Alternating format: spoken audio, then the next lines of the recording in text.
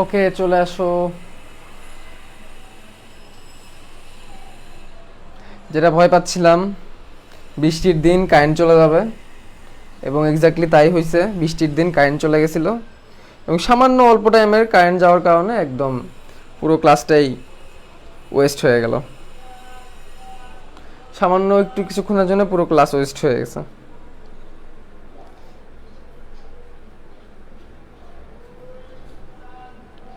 আগের ভিডিওটা কি কেটে গেছে কিনা? অবশ্য আগের ভিডিওতে কিছু পড়ানো হয় নাই, কেটে গেলে তো ঝামেলা।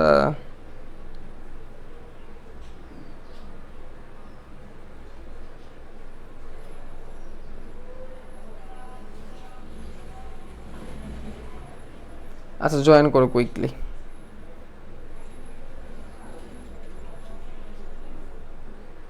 কেটে যাওয়ার কথা না, কেটে গেলেও সমস্যা নেই। আগের ভিডিওতে খুব বেশি কিছু পড়ানো হয় নাই। আগের ভিডিওটা আছে, থাকারই কথা। আর শুরুই তো করতে পারি নাই, শুরু করতে করতেই চলে গেছে। ঠিক আছে, আসো।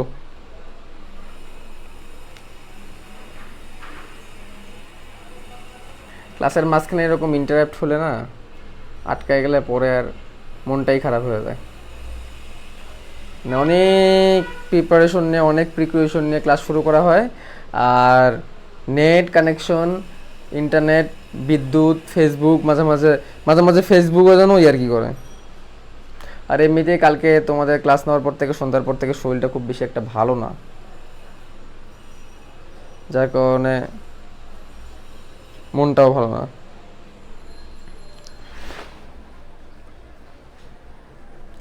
ওকে, চলে আসো। এই জন্যই আজকে শরীরের মধ্যে খুব বেশি একটা জোর পাচ্ছি না, অনেস্টলি সেইং। শরীর ভালো না, রাত্রেবেলা ঘুমাতেও পারিনি খুব ভালো করে। এই জন্য দেখা যাচ্ছে যে বডিতে স্ট্যামিনা কম। ঠিক আছে, আমি তোমাদের ক্লাস একটু লেট করে করে নেই, মানে ঘন ঘন নিতে পছন্দ করি না, বা একটু লেট করে করে নিই, 1 টাকাও নেই। কারণ আমি যদি রেগুলার ক্লাস নেই, বা আমি যদি ধরো প্রতিদিনই পড়ানো শুরু করি, তখন দেখবে তোমাদেরও আর মজা লাগতেছে না, তোমাদেরও ক্লাসের প্রতি আগ্রহটা আসতেছে না। বা আমি রেগুলার নিতে থাকলে আমিও তখন দেখা যাবে যে একটা ক্রেজ হারাই ফেলতেছি যে তোমাদেরকে কী পড়বো। এই জন্য মিনিমাম একটা গ্যাপ থাকতে হয়, মিনিমাম একটা 3-4 5 দিনের গ্যাপ থাকলে ভালো। যেমন এই কারণে দেখবা আমার একটা ক্লাস নিচ্ছে আমি রবিবারে, আরেকটা ক্লাস নিচ্ছি আমি বৃহস্পতিবারে। সোম, মঙ্গল, বুধ, বৃহস্পতি, মাঝখানে 4 দিন গ্যাপ আছে। আর গতকালকের পর আজকে ব্যাক টু ব্যাক নেওয়া হচ্ছে, স্লট ফাঁকা ছিল, তোমাদের অনেকগুলো ক্লাস নেওয়া হয় নাই, দ্যাটস ওয়াই। আচ্ছা, তো তোমরা একটু কুইকলি আবার জয়েন করে আবার একটু আগের মতো দয়া করে ফ্রেন্ডসদেরকে মেনশন দিয়ে দাও, যাতে করে তারা জেনে যায় যে ক্লাসটা শুরু হয়েছে। ঠিক আছে। আর হচ্ছে বোর্ডে যে কোশ্চেনটা আছে, সেই কোশ্চেনটাই কন্ট্রিবিউট করো। ভাই আবার ফার্স্ট থেকে স্টার্ট করেন। হ্যাঁ, ফার্স্ট থেকে স্টার্ট করব। তাহলে আমি প্রশ্ন করছিলাম যে হার্টের জাংশনাল টিস্যু কত ধরনের। আমি তো প্রথমে কোশ্চেন করি যাতে করে তোমাদের যারা যারা ঢোকো তারা এক্স্যাক্টলি, মানে যেই পড়াটা আমাদের আজকে যে পড়াটা, সেই পড়াটা যাতে ক্যাচ করতে পারো। তাহলে আচ্ছা, যেটা বলতেছিলাম যে হার্টের জাংশনাল টিস্যু কত ধরনের? 4 ধরনের। হার্টের জাংশনাল টিস্যু কত ধরনের? 4 ধরনের। কোন সময় যে নেট ইন্টারাপ্ট হয়ে যায়, কোন সময় যে কি হয়ে যায়, একটু ভয়ই লাগে আসলে, ইদানিং ভয়ই থাকি। আর পরপর 2বার নেট ইন্টারনেট হলে পরে আর ক্লাসে ঢোকার আর মানে এনার্জি আর থাকে না, তখন বলেই দিয়ে যাচ্ছে ক্লাস ক্যান্সেল, আজকেরটা পরে আবার নিয়ে দিব। আচ্ছা, we are back. Okay, back করে ফ্রেন্ডসদেরকে মেনশন দিয়ে দাও। কোশ্চেন 2-তে চলে যায়, চলো। 2 নাম্বার কোশ্চেনে আমাদের প্রশ্ন থাকবে হচ্ছে অ্যাকশন পটেনশিয়াল কে তৈরি করে? অ্যাকশন পটেনশিয়াল কে তৈরি করে? অ্যাকশন পটেনশিয়াল কে জেনারেট করে? এভাবে প্রশ্ন আসতে পারে। অ্যাকশন পটেনশিয়াল কে তৈরি করে না বলে কে জেনারেট করে, এভাবে প্রশ্ন আসতে পারে। মানে হৃৎপিণ্ডের যে উদ্দীপনাটা বা যে কারেন্টটা, সে কারেন্টটা কে তৈরি করে, যে কারেন্ট দিয়ে হার্ট নিজে নিজে বিট করে। এই প্রশ্নটা আনসার করো যে অ্যাকশন পটেনশিয়াল কে তৈরি করে। অ্যাকশন পটেনশিয়াল কে তৈরি করে?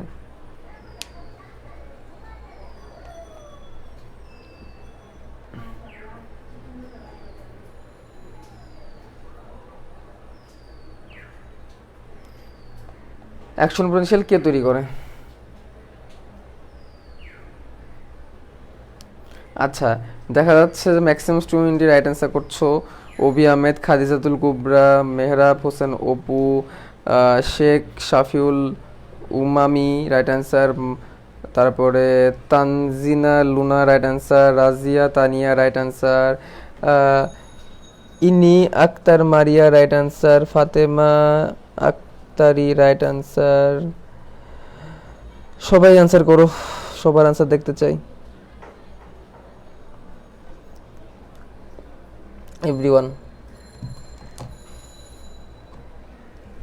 এভরিওয়ান দেও answer. Everything you talk is answer, তাই না? Everything you talk is right answer. ওনার মতো যে everything I talk is English, তুমি বলবো everything I answer is right, মানে সেই লেভেলের ইংলিশ, তাই না? আরও জানি কি বলে, কি জানি একটা ইউসি নট ফর মাইন্ড না কি জানি একটা আছে, তো ভালোই লাগে।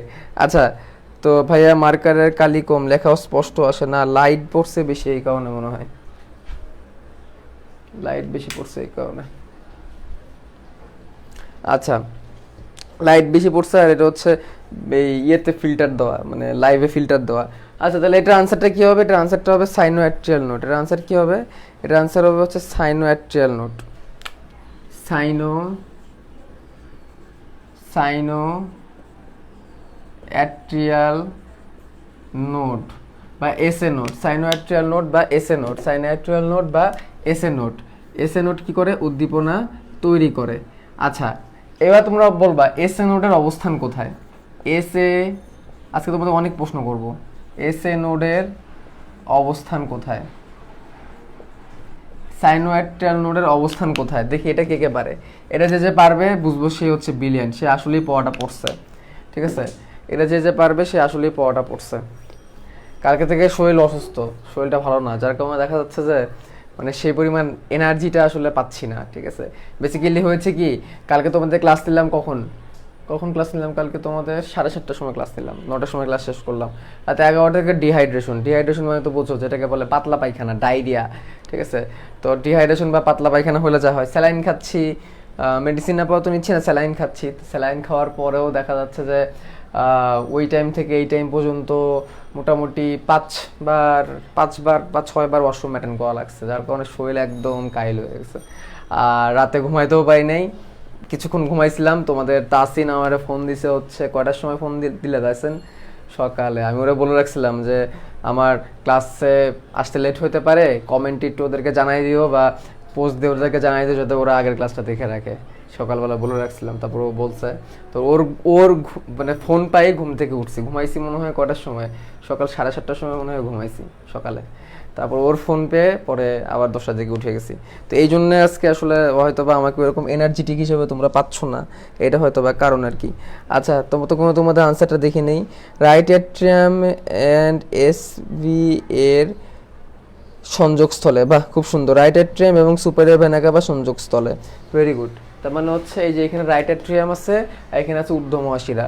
রাইট অ্যাট্রিয়াম আর ঊর্ধ্ব মহাশিরা সংযোগস্থলে প্রাচীরে, মানে ঊর্ধ্ব মহাশিরা রাইট অ্যাট্রিয়ামের প্রাচীরে যে জায়গায় উন্মুক্ত হয় ঠিক সেই জায়গায় আছে কে? সাইনোঅ্যাট্রিয়াল নোড বা এসএ নোড, সাইনোঅ্যাট্রিয়াল নোড বা এসএ নোড, সাইনোঅ্যাট্রিয়াল নোড বা SA node, very good. Answer আগে আসে, কোশ্চেন অনেক পরে আসে, তোমার নেট স্লো, ঠিক আছে? 9:55 ডাক দিছিলা তাসিন, তাই না? আচ্ছা, 9:55 ডাক দিছিলা। মেন কারণ হচ্ছে এইটাই যে কালকে রাতে তোমার যে আমি বারবার নক দিচ্ছিলাম, তো এইটাই হচ্ছে মেন কারণ। তো তোমরা সকালবেলা আমি ক্লাসে ঢুকতে লেট হইতে পারে, বা অনেকেই গতকালকে ক্লাস করো নাই, আজকে ক্লাস করবা, তো বুঝতে একটু প্রবলেম হতে পারে। তাসিনরা কালকে রাত থেকে এই জন্য বলতেছিলাম যে একটু সবাইকে জানাই দিতে, তো ওরা ক্লাসের মধ্যে বুঝতে পারবে না। আচ্ছা, তাহলে এটা হবে আনসারটা কি? এটা আনসারটা হবে ঊর্ধ্ব মহাশিরা। সবাই লিখতে থাকো আনসার। ঊর্ধ্ব মহাশিরা ডান অ্যাট্রিয়ামের, এটা তো ডান অ্যাট্রিয়ামের সংযোগস্থলের প্রাচীরে,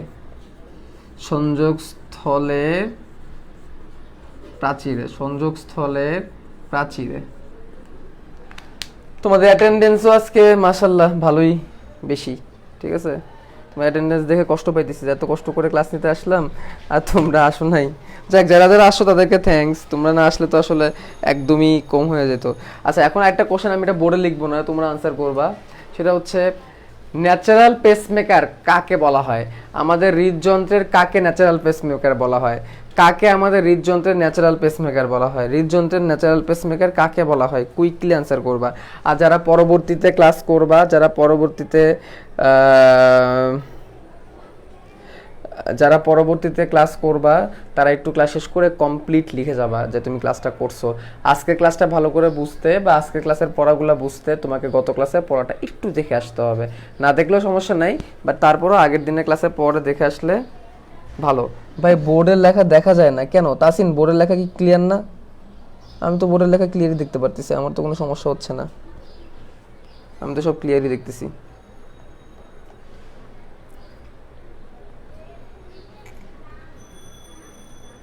আচ্ছা, সবাই অ্যান্সার করতেছো সাইনোয়াট্রিয়াল নোটকে। হ্যাঁ, সাইনোয়াট্রিয়াল নোটকে কি বলা হয়?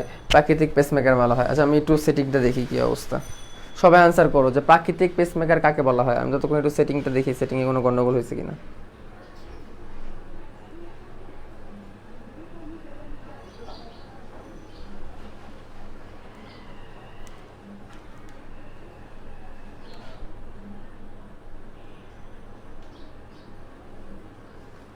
আচ্ছা, এখন মনে হয় একটু ক্লিয়ার আসবে।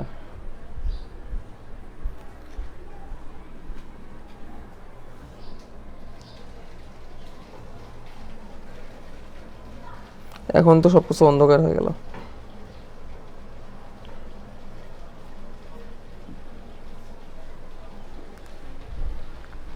আচ্ছা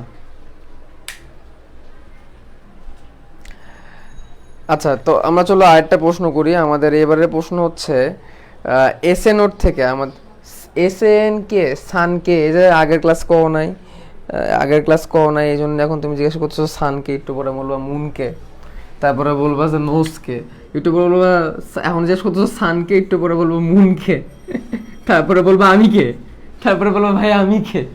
আচ্ছা, এবার পরের প্রশ্ন, এস এন থেকে সান থেকে, এটা এস ইউএন সান না, সান থেকে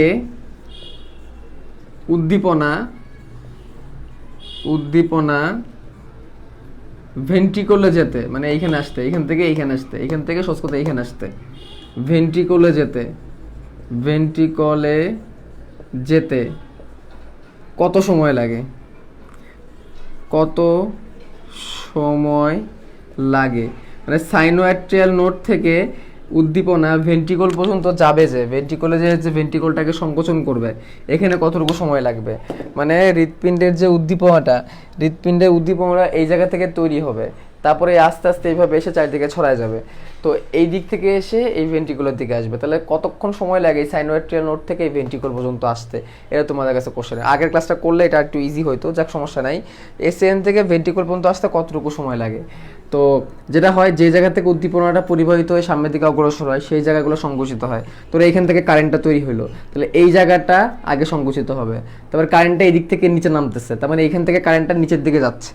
যখন কারেন্টটা এই জায়গা থেকে সামনের দিকে অগ্রসর হবে, তখন এই জায়গাটা আবার প্রসারিত হবে, আর যে জায়গায় অগ্রসর হচ্ছে সেই জায়গাটা সংকুচিত হবে।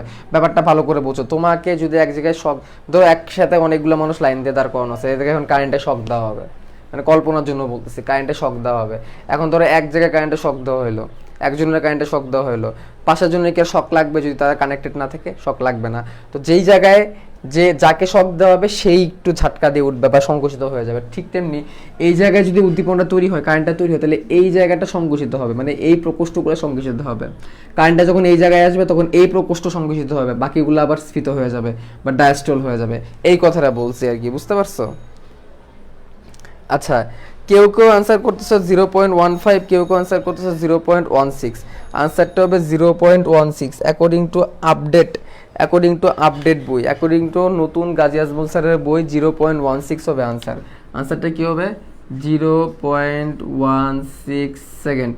তাহলে সাইনোয়াট্রিয়াল নোড থেকে ভেন্ট্রিকল পর্যন্ত যেতে কতটুকু সময় লাগে? 0.16 সেকেন্ড সময় লাগে। কতটুকু সময় লাগে? 0.16 সেকেন্ড সময় লাগে। কতটুকু? এবার তোমরা সবাই আনসার করো কতটুকু সময় লাগে। ঠিক আছে, তোমাদের ক্লাসের তো প্রেজেন্স খালি কমতেছে,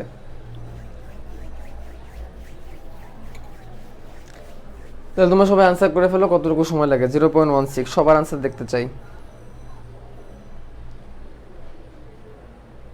অবশ্যই এই কোশ্চেনগুলো আনসার করলে বা এই কোশ্চেনগুলো শুনতে থাকলে দেখা যাবে যে তোমাদের মানে আগের ক্লাসের পড়াও দেখা যাবে অনেকটা হয়ে গেছে কমপ্লিট।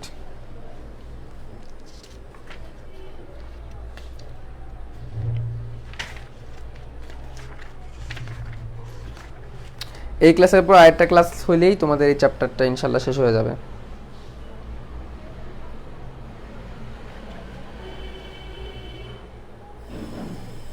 আবার নেটে সমস্যা না? এবার সব ঠিক আছে, এখন কোনো সমস্যা নেই।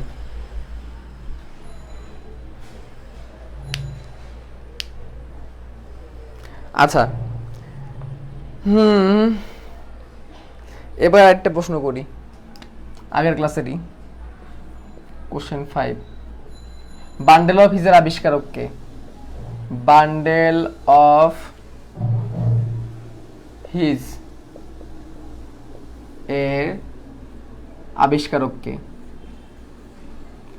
বান্ডেল অফ হিজের আবিষ্কারক কে? দেখি এটা কে কে বলতে পারে। কে বান্ডেল অফ হিজের আবিষ্কারক? বান্ডেল অফ হিজের আবিষ্কারক কে? কুইকলি বলো, বান্ডেল অফ হিজের আবিষ্কারক কে? আনসার করতে থাকো তোমরা, আসতেছি।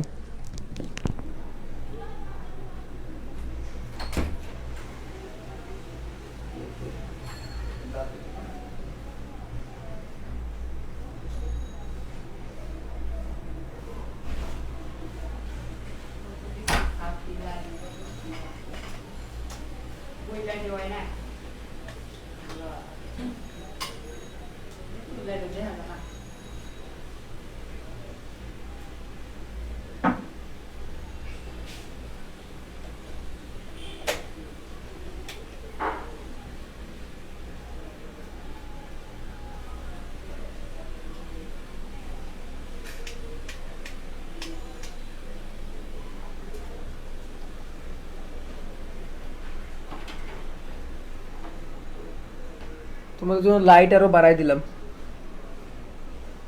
আচ্ছা, দেখতেছি আমি সবার আনসার স্যার উইলিয়াম হিজ। হ্যাঁ, আনসারটা হচ্ছে স্যার উইলিয়াম হিজ। আনসারটা হচ্ছে sir William his. Sir William his, এটা হচ্ছে রাইট আনসার। স্যার যারা আনসার করতেছে স্যার উইলিয়াম হিজ,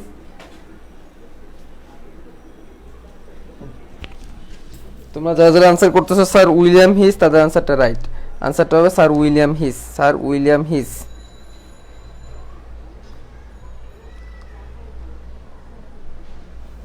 তোমাদের জন্য লাইটটা একটু বাড়ানোর ট্রাই করলাম, ঠিক আছে? আনসারটা হবে sir William his. Sir William his.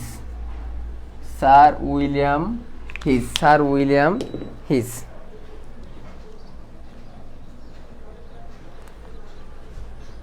তাহলে এর আবিষ্কারক হচ্ছে স্যার উইলিয়াম হিজ।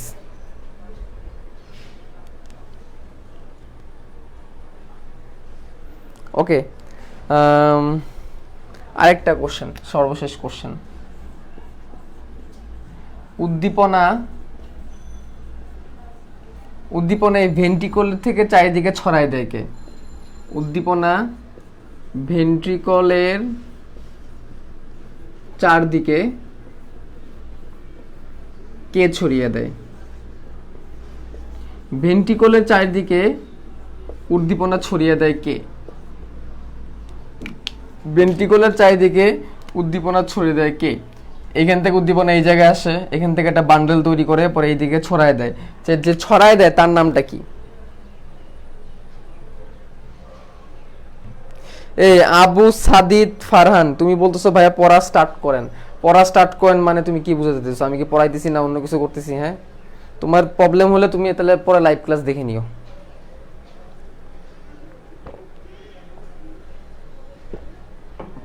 পণ্ডিত পোলাপান। আচ্ছা,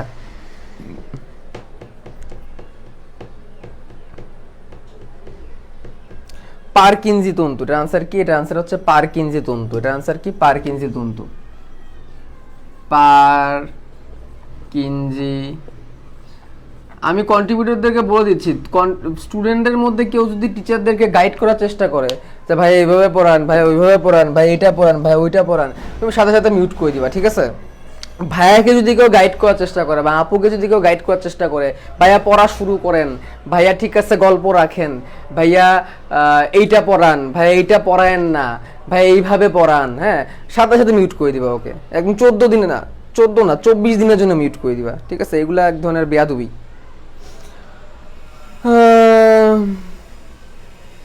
ঠিক আছে, চলো এবার আমরা তাহলে নতুনের দিকে যাই। তাহলে এই হচ্ছে কোশ্চেন। আসলে আমি আজকে মানে তোমাদের সাথে রাগই করতেছি একটু, সত্যি কথা। আমি সাধারণত তোমাদেরকে বকা দেই না, বাট আজকে আসলে ওকে চলো। এই যে কোশ্চেন দেখো, 6টা কোশ্চেন প্র্যাকটিস করাইলাম তোমাদের। প্রত্যেকটা ক্লাসে আমি 5 থেকে 6টা কোশ্চেন আমি সলভ করাই। ধরো 5টা কোশ্চেন যদি সলভ করাই, আজকে 7 নাম্বার ক্লাস, 8টা ক্লাস হবে, আরেকটা ক্লাস হবে, তাহলে 5 8 40, 40 বা 50টা, 40 থেকে 50টা এমসিকিউ তুমি তো এমনিও পড়বা না। এইখানে তোমরা যারা ক্লাস করো, তোমরা কবে একটু টেস্ট পেপার খুলে দেখছো বা কবে একটু তোমাদের বইটা খুলে দেখছো, কে কে একটু আমরা বলো তো। আমি জানি এখান থেকে মাত্র 10% স্টুডেন্ট, এই যে 250 জন ক্লাস করতেছো, মেবি 25 জন বলবে হ্যাঁ ভাই আমি এমসিকিউ একটু দেখছি, ওইটা প্রুফও দেখছি। বাকি 200 জন আমি জানি বলবা না। অনেস্টলি বলো তো, এই রিসেন্টলি তোমরা কয়জন, আমি একটু দেখতে চাই যে রিসেন্টলি তোমরা কয়জন টেস্ট পেপার খুলে দেখছো বা এমসিকিউ একটু খুলে দেখছো, এই চ্যাপ্টারটার বা অন্যান্য যে চ্যাপ্টারগুলো পড়তেছো, একটু একটু আমাকে অনেস্টলি, এটা অনেস্ট একটা রিপ্লাই দাও তো। রিসেন্টলি কে কে এমসিকিউ খুলে দেখছো, বা অনেকে তো ধরো কোশ্চেন ব্যাংক সলভ করে, সেটা কে কে, ঠিক আছে? সেটা কে কে, তোমরা কে কে আসো যে কোশ্চেন খুলে দেখো। তো যারা দেখো না খুলে, তো তাদের জন্য আমি বলতেছি, তাদের জন্য অ্যাটলিস্ট আমার এই যে এমসিকিউ প্র্যাকটিসগুলো, এই এমসিকিউ প্র্যাকটিসগুলো অন্তত তোমাদের কাজে দিবে, বুঝতে পারছো? এই এমসিকিউ প্র্যাকটিসটা অন্তত তোমাদের খুব কাজে দিবে এই ভবিষ্যতে আনসার করার জন্য। তা নাহলে তো আলটিমেটলি দেখা যাবে যে তুমি এমসিকিউ হিসেবে ধরতে পারবে না। জীবনে খুলিনি ভাই, এই যে টেস্ট পেপার কিনিনি কেন ভাই? দেখো, অ্যাডমিশনে যারা ভবিষ্যতে ভার্সিটিতে চান্স পেতে চাও বা ভবিষ্যতে যারা মেডিকেলে চান্স পেতে চাও, তোমাদের মধ্যে ম্যাক্সিমামই কি করে জানো? যারা মানে ভবিষ্যতে চান্স পাবে, আমি নিজে যেটা করছি সেটা হচ্ছে ইন্টার ফার্স্ট ইয়ারে থাকা অবস্থায়, যখন আমি ইন্টার ফার্স্ট ইয়ারে ছিলাম, তখন থেকে আমি আমার অ্যাডমিশনের জন্য একটা বেসিক প্রিপারেশন নেওয়া শুরু করছিলাম। সেই বেসিক প্রিপারেশনটা কি, তোমাদের যাদের ইচ্ছা হচ্ছে তোমরা ভবিষ্যতে মেডিকেলে পড়বা, তারা এখন থেকে বায়োলজি এবং কেমিস্ট্রি থেকে ভালো করে পড়া শুরু করো। তোমাদের যাদের ভবিষ্যতে ইচ্ছা হচ্ছে ইঞ্জিনিয়ারিং পড়বা, তারা এখন থেকে ফিজিক্স আর ম্যাথটাকে ভালো করে পড়া শুরু করো। কারণ ভবিষ্যতে যারা চিন্তা করো যে আমি ইন্টার পাস করার পরে আমি তারপরে কোচিং করে আলটিমেটলি ভার্সিটিতে চান্স পাবো, মেডিকেলে চান্স পাবো, বুয়েটে চান্স পাবো, এটা হচ্ছে আকাশ কুসুম কল্পনা। লাস্টের 3 মাস কোচিং করে চান্স পাওয়া সম্ভব না। হ্যাঁ, তোমাদের মধ্যে একটা টেন্ডেন্সি, তোমরা তোমাদের বড় ভাইয়া বা কাজিনদেরকে দেখো, তারা হচ্ছে লাস্টের 3 মাস কোচিং করে অ্যাডমিশনের জন্য। আচ্ছা, তো লাস্টের 3 মাস কোচিং করে কি আদৌ চান্স পাওয়া যায়? না, এটা ভুল। যারা ফার্স্ট ইয়ার থেকে পড়ছে বা সেকেন্ড ইয়ার থেকে পড়লেও হয়, বেসিক্যালি যারা ফার্স্ট ইয়ার থেকে চেষ্টা করে তারাই চান্স পায়। বাকিরা চান্স পাইলেও সেটা হচ্ছে ঝড়ে বক মরে, কবিরাজের কেরামতি বাড়ে। ঠিক আছে, এটা সত্য কথা। তুমি যদি ভালো মানে তুমি যদি চান্স পাইতে চাও তাহলে তোমাকে আগে এখন থেকে ঠিক করতে হবে তুমি কোন দিকে, বুয়েটে না ভার্সিটিতে না মেডিকেলে, সেটা আগে থেকে ঠিক করতে হবে। শুধু ঠিক করলেই হবে না, স্পেসিফিক রাইটারের বই আছে, সেই স্পেসিফিক রাইটারের বই পড়া শুরু করতে হবে। যেমন মেডিকেলে যারা চান্স পাইতে চাও, তোমরা কি জানো যে মেডিকেলে প্রশ্নটা কিছু স্পেসিফিক রাইটারের বই থেকে আসে? যেমন বায়োলজির ক্ষেত্রে বলি, উদ্ভিদ বিজ্ঞানের জন্য তোমাদের পড়তে হবে আবুল হাসান স্যারের বই, পানি বিজ্ঞানের জন্য তোমাদের পড়তে হবে গাজী আজমল স্যারের বই, মাস্ট। তারপরেও পরে ভিডিওটা দেখিনি, আমি রিপিট করবো না, আজকে রিপিট করার মতো এনার্জি পাচ্ছি না, সত্যি কথা। তারপরেও তোমাদের আরও একটা বই পড়তে হবে। যেমন প্রাণীবিজ্ঞানের জন্য এক্সট্রা হিসাবে তোমরা পড়তে পারো হচ্ছে নূর-ই পারভীন ম্যাডামের বই, নূর-ই পারভীন ম্যাডাম, হ্যাঁ, অক্ষরপত্র পাবলিকেশনে এটা পাবলিশ হয়। তারপর তোমরা উদ্ভিদ বিজ্ঞানের জন্য তোমাদের পড়তে হয়, উদ্ভিদ বিজ্ঞানের জন্য তোমরা গাজী আজমল স্যারের বইটাও পড়বা। গাজী আজমল স্যারের যেরকম প্রাণী বিজ্ঞান বই আছে, গাজী আজমল স্যারের উদ্ভিদ বিজ্ঞানও একটা বই আছে, ওইটা পড়বা। ঠিক আছে, তারপর তোমরা অক্ষরপত্র পাবলিকেশনের আজিবুর রহমান স্যারের উদ্ভিদ বিজ্ঞান বইটাও পড়তে পারো। ওইটা পরে প্রথমে শুধু একটা বই, অনেকে আবার মাতবরি করে কি অনেক মাতবরি করে করে কি সেটা হচ্ছে একই সাথে 2-3 রাইটারের বই পড়া শুরু করে, ঠিক আছে, একই সাথে কি করে মানে 2-3 রাইটারের বই পড়া শুরু করে। না, এটা করা যাবে না, এটা করলে সমস্যা। যে কোনো একটা রাইটারের, যে কোনো একজন রাইটারের বই দিয়ে তোমরা শেষ করো, তারপরে অ্যাডমিশনে যাওয়ার সময় 2-3 রাইটারের বই পড়া যাবে, এটা এখন না। এখন আপাতত একজন রাইটার, সেটাকে গাজী আজমল স্যারের পানি বিজ্ঞান, আবুল হাসান স্যারের উদ্ভিদ বিজ্ঞান। কেমিস্ট্রির ক্ষেত্রে কি হবে তাহলে? তুমি যদি ভবিষ্যতে মেডিকেলে পড়তে চাও তাহলে তোমাকে অবভিয়াসলি হাজারি নাগ স্যারের বই, অর্থাৎ সরোজকান্তি সিংহ হাজারি এবং হারাধন নাগ স্যারের বই, হ্যাঁ, এই বইটা মাস্ট পড়তে হবে তুমি যদি ভবিষ্যতে কি করতে চাও, মেডিকেলে চান্স পেতে চাও। হ্যাঁ, অনেকে আহসানুল কবির স্যারের বই সাজেস্ট করে, হ্যাঁ আহসানুল কবির স্যারের কেমিস্ট্রি পড়তে পারো, বাট হাজারি নাগ বা হারাধন নাগ স্যার এবং সরোজকান্তি সিংহ হাজারি স্যার, উনার যে chemistry first paper second paper আছে, এটা তোমাকে অবভিয়াসলি শেষ করতে হবে। কারণ মান্ধাত্তা আমল থেকে বিগত বছরগুলো থেকে যেই জিনিসগুলা কপি হয়ে হয়ে আসতেছে, যেই প্যাটার্নে প্রশ্ন হয়ে আসতেছে, সেই প্যাটার্নেই সাধারণত মেডিকেলে প্রশ্নগুলো হয়ে আসে। বুঝতে পারছো? তো এই কথাটা মাথায় রাখবা। আচ্ছা, ফিজিক্সে আসি। ফিজিক্সের ক্ষেত্রে মেডিকেলের জন্য তুমি কোন বই পড়বা? অবভিয়াসলি 2টা বই বাদ দেওয়া যাবে না। এখানে 2জন রাইটারের বইয়ের নাম বলবো। একজন হচ্ছেন তপন স্যারের বই, একজন হচ্ছে ইসাক স্যার, যে আমির হোসেন ইসাক স্যারের বই আছে না, এটা তো এখন আসলে বেসিক্যালি বেশি ফলো হচ্ছে আমির হোসেন ইসাক স্যারের বই, আমির হোসেন স্যারের বই, বাট পাশাপাশি তপন স্যারের বইয়ের ইনফরমেশনে কিন্তু মেডিকেলে চলে আসে। ভালো করে নোট করে রাখো। আচ্ছা, তাহলে ফিজিক্স কেমিস্ট্রি বায়োলজি গেল। জিকের জন্য কি করব? জিকের জন্য লাস্টের দিকে যে প্রিপারেশনটা হয় বা লাস্টের দিকে যে কোচিংটা হয় সেটাই এনাফ জিকের জন্য। সেটা পড়লে আলটিমেটলি আর কিছু লাগে না। But although you can read newspaper regularly, it will build up your skill. You can read current affairs of every month. Every month এর প্রতি মাসে যে কারেন্ট অ্যাফেয়ার্সটা আসে, সেই কারেন্ট অ্যাফেয়ার্সটা তুমি পড়তে পারো, আর কিছু দরকার নেই আপাতত। অনেকে নতুন বিশ্ব পড়ে, এখন থেকে নতুন বিশ্ব, অনেকে MP3 পড়া শুরু করে, কোনো দরকার নাই। মেডিকেলে এত কঠিন সাধারণ জ্ঞান আসে না। তারপরও যদি একটা স্পেসিফিক বইয়ের নাম বলতে বলো, যে বইটা পড়ে আমি নিজে উপকৃত হয়েছি, যে বইটা পড়ে উপকৃত হয়েছি, সেই বইটার নাম হচ্ছে মেডিজ্ঞান কোষ। ঠিক আছে, চাইলে পড়তে পারো, ইটস নট অবভিয়াস যে তোমাকে পড়তে হবে, বাট এটা পড়লে এখন থেকেই পড়ো। ঠিক আছে, মেডিজ্ঞান কোষ নামে একটা বই আছে জয়কলি পাবলিকেশনের, এই একটা নির্ভুল একটা বই, জয়কলির একটা নির্ভুল একটা বই, মেডিজ্ঞান কোষ বইটা অনেক ভালো। ঠিক আছে, এইটা পড়তে পারো চাইলে। এখানে শুধুমাত্র মেডিকেলের জন্য উপযুক্ত সাধারণ জ্ঞান দেওয়া আছে, বাট এই মেডিজ্ঞান কোষ পড়া কিন্তু তুমি করতে পারবা না আলটিমেটলি। এটা পড়া তুমি ওই ঢাকা ভার্সিটির সাধারণ জ্ঞানে তুমি প্রিপারেশন পাবা না। আচ্ছা, এবার ইংলিশে আসি। ইংলিশে কি করবা? যে স্টুডেন্টটা ইংলিশে বেসিক নলেজ আছে, যে 9-10 ইংলিশে A+ পেয়ে আসছে, ইন্টারে ইংলিশে A+ পায়, তার পক্ষে ইংলিশে 15 নাম্বার পাওয়া কোনো বিষয় না। ঠিক আছে, তো ইংলিশের জন্যে তোমরা যেটা করতে পারো, অ্যাপেক্স ইংলিশ নামে একটা বই আছে, অ্যাপেক্স ইংলিশ। সাধারণত অ্যাপেক্স ইংলিশ থেকে প্রতি বছরই যে 15টা MCQ আসে মেডিকেলে, তার থেকে 13-14 এমনকি 15টাই কমন পড়ে যায় অ্যাপেক্স ইংলিশ। ঠিক আছে, অনেকে বলবে যে ভাই আসছে বইয়ের মার্কেটিং করতে, আসলে বইয়ের মার্কেটিং না, আমি যেটা নিজে পড়ে উপকৃত হয়েছি সেটা তোমাদেরকে বলতেছি। ঠিক আছে, এইগুলো তোমরা ফার্স্ট ইয়ার থেকে শুরু করতে পারো। আর হ্যাঁ, কোশ্চেন ব্যাংক কি করতে হবে? কোশ্চেন ব্যাংক কিনতে হবে। তুমি যদি মেডিকেলে পড়তেছো তাহলে মেডিকেলের কোশ্চেন ব্যাংক, তুমি যদি ইঞ্জিনিয়ারিং এ পড়তেছো ইঞ্জিনিয়ারিং এর কোশ্চেন ব্যাংক এখন থেকে সলভ করতে হবে। অনেকে করে কি জানো, আমি একটা টেন্ডেন্সি প্রায় দেখি, কোশ্চেন ব্যাংক সলভের টেন্ডেন্সি। তো চারিদিকে তো অনেক কিছুই হয়, তো কোশ্চেন ব্যাংক সলভ নিয়ে না তোমাদের সাথে একটা ধান্দাবাজি করা হয়। ঠিক আছে, কোশ্চেন ব্যাংক সলভ ক্লাস। আমি মনে করি একসাথে কোশ্চেন ব্যাংক সলভ ক্লাস করে কোনো লাভ নাই। তুমি একাধারে একটা না সব অধ্যায়ের কোশ্চেন ব্যাংক সলভ করছো, সেটা কোনো লাভ নাই। যেটা করতে হয়, এখন তোমাদের আমি কি রক্ত সংবহন পড়াচ্ছি না, রক্ত সংবহন অধ্যায়টা শেষ হওয়ার পরে এই অধ্যায় থেকে মেডিকেলে বা ভার্সিটিতে কি কি প্রশ্ন বিগত বছরগুলো আসছে সেটা শেষ করবা।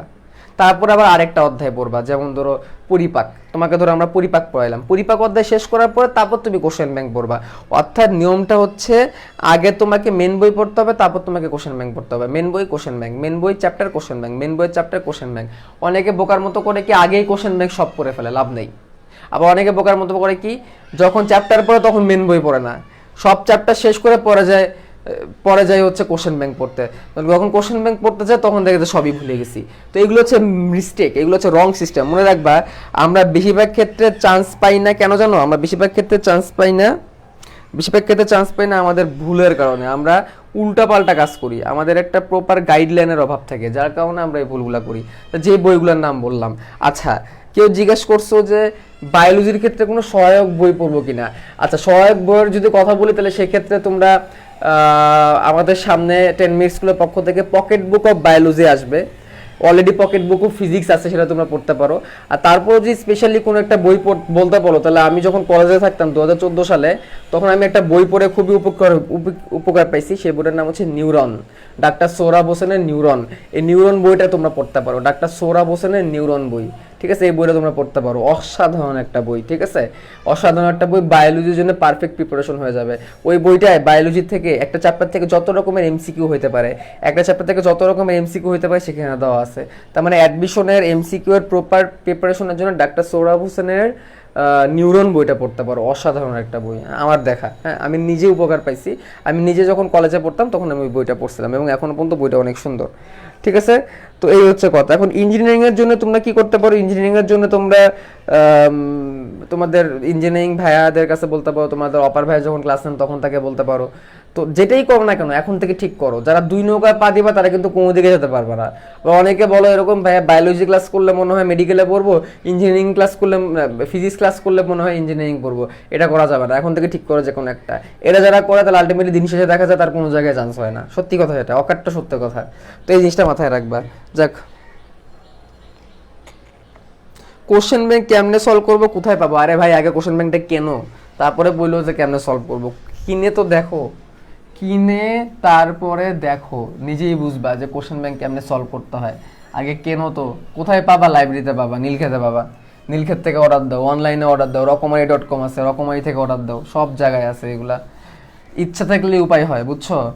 ইচ্ছা থাকলেই উপায় হয়। আমি যখন ছোট ছিলাম, কলেজে থাকতাম, তখন কিন্তু আমাকে বলার মতো কেউ ছিল না। তোমরা তো জানো হয়তো বা যে আমার বাবা মারা গেছে অনেক আগে। তো আমাকে যে গাইড করবে এরকম আমার কোনো এরকম বড় ভাই বোনও ছিল না। আর আমার ইচ্ছা হচ্ছে মেডিকেলে যাব। আমার ফ্যামিলিতে সবাই হচ্ছে ইঞ্জিনিয়ারিং এর, মানে ফ্যামিলি বলতে আমার কাজিনরা সবাই হচ্ছে ইঞ্জিনিয়ারিং সাইডের, কাজিন বা তাদের হাজবেন্ডরা, দুলাভাই সবাই হচ্ছে ইঞ্জিনিয়ারিং। তো আমি ঠিক করছি মেডিকেলে যাব। তো আমাকে ওইভাবে গাইড করার মতো কেউ ছিল না। আমি নিজেই দূরে ভাইয়াদের কাছে যাইতাম, ভাইয়াদের কাছে যায় বলতাম, ভাইয়া কেমনে পড়বো একটু বলেন। হ্যাঁ, তো এই হইতো আর কি। কেমিস্ট্রিটা বলছিলাম হাজারিনাক স্যারের বই, হাজারিনাক। আর এখন থেকে যদি মেডিকেলের প্রিপারেশন আগায় রাখতে চাও, তাহলে হচ্ছে আমাদের প্রি মেডিকেলের 10 মিনিট স্কুলের একটা কোর্স আছে, প্রি মেডিকেল। হ্যাঁ, প্রি মেডিকেল তোমরা বলতে পারো এটা তো হচ্ছে যারা হচ্ছে ইন্টার সেকেন্ড ইয়ারের জন্য না, এটা তোমাদের জন্য উপকারী হবে। তোমাদের তখন অনেক সময়, তোমাদের তো কবে যে সব কিছু ঠিক হবে তার তো কোনো ঠিক নাই, করো না। তোমরা প্রি মেডিকেল কোর্সে এনরোল করতে পারো, আমি শুভ্র ভাই সাজেস্ট করতেছি। হ্যাঁ, তোমরা তো এইটুকু ভালো করে জানো যে আমি অ্যাটলিস্ট তোমাদেরকে যেটুকু বলবো এটুকু তোমাদের ভালোর জন্য বলবো, ঠিক আছে? এটা তো তোমরা ভালো করে জানো যে আমি তোমাকে সেটাই বলবো যেটা তোমাদের জন্য ভালো হবে, ঠিক আছে? তো তোমরা প্রি মেডিকেল কোর্সে এনরোল করতে পারো। প্রি মেডিকেল কোর্স অল্প টাকায় এনরোল করলে অ্যাটলিস্ট এখন থেকে ধারণা পাবা। ওই ক্লাসগুলো তোমাদের রেগুলার যে খুব আমলে নিয়ে করতে হবে এই জন্য না, তোমার যেহেতু ফার্স্ট ইয়ার, ওই ক্লাসগুলো করে একটু ধারণা নিতে পারো। এখানে যে চ্যাপ্টার পড়ানো হচ্ছে দেখা যেতে পারে ওইখানে ওই চ্যাপ্টারটা পড়ানো হবে, আরেকজন ভাইয়া কীভাবে পড়াচ্ছে সেটা তোমরা একটু দেখতে পারো। তো তোমাদের কী হবে, দুটোর দিকে করলে এক সাইডটা আগায় থাকবে। প্রি মেডিকেলটা করলে তোমাদের মেডিকেল সাইডটা আগানো থাকবে। প্রি মেডিকেল কোর্স করতে গেলে কী লাগবে সেটা তোমরা 10 মিনিট স্কুল ওয়েবসাইটে পেয়ে যাবা। আর তাসিন তুমি প্রি মেডিকেলের লিঙ্কটা এখানে দিয়ে দিতে পারো, যাতে করে ওরা প্রি মেডিকেলের লিঙ্কটা পেয়ে যায়, প্রি মেডিকেলের কোর্সটা এনরোল করতে পারে। প্রি মেডিকেলের কোর্সটা এনরোল করলে অনেস্টলি তোমাদের অনেক উপকার হবে। তাসিন তুমি এখানে লিঙ্ক দিয়ে দিও, ঠিক আছে? আচ্ছা, অনেক পেঁচাল হয়েছে, আর ভালো লাগতেছে না, আমি পেঁচাল পারতে টায়ার্ড। তো এখন তোমাদেরকে যে জিনিসটা পড়াবো সেটা হচ্ছে হার্টের চাপ। আমরা এখন ব্যারো রিসিপ্টার পড়বো। আমরা পড়বো কি? ব্যারো রিসিপ্টার, রক্তচাপ নিয়ন্ত্রণে ব্যারো রিসিপ্টার। রক্তচাপ নিয়ন্ত্রণে কি পড়বো?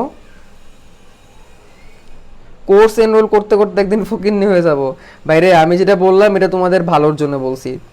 তোমার যে এনরোল করতে হবে এমন না, তোমার করলে তোমার জন্য ভালো হবে, এইটাই, আর কিছু না। করতেই যে হবে এই ব্যাপারে তোমরা স্বাধীন। হ্যাঁ, তোমরা করলেও আমার কিছু হবে না, তোমার না করলেও আমার কিছু হবে না, বাট করলে তোমার উপকার হবে, ঠিক আছে? তুমি করলেও আমি 2 টাকা পাবো না, তুমি না করলে আমার 2 টাকা লস যাবে না, এটা সত্য কথা, ঠিক আছে? আচ্ছা, তো যেটা বলতেছিলাম যেটা বলতেছিলাম সেটা হচ্ছে ব্যারো রিসেপ্টর। ব্যারো, আমি তোমাদের একদম ব্যারো রিসেপ্টরের একদম বেসিকটা দিব। ব্যারো রিসেপ্টর, ব্যারো রিসেপ্টর নিয়ে তোমাদের অনেকের কনফিউশন কাজ করে, আমি তোমাদের ব্যারো রিসেপ্টরের একদম বেসিকটা দিব, ঠিক আছে? তাহলে ব্যারো রিসেপ্টরটা কি? ব্যারো রিসেপ্টরটা হচ্ছে, এক মিনিট, কি বলছো? একজন বলছো ভাই মেডিকেলের কোর্স করলে কি ইঞ্জিনিয়ারিংটাও কমপ্লিট হবে? আই মিন হোয়াট ভাই, আর কষ্ট দিস না আমারে, ঠিক আছে? কোশ্চেন ব্যাংক কেমনে সলভ করবো, কোথায় পাবো? আগে কেন আরেকদিন বলবো।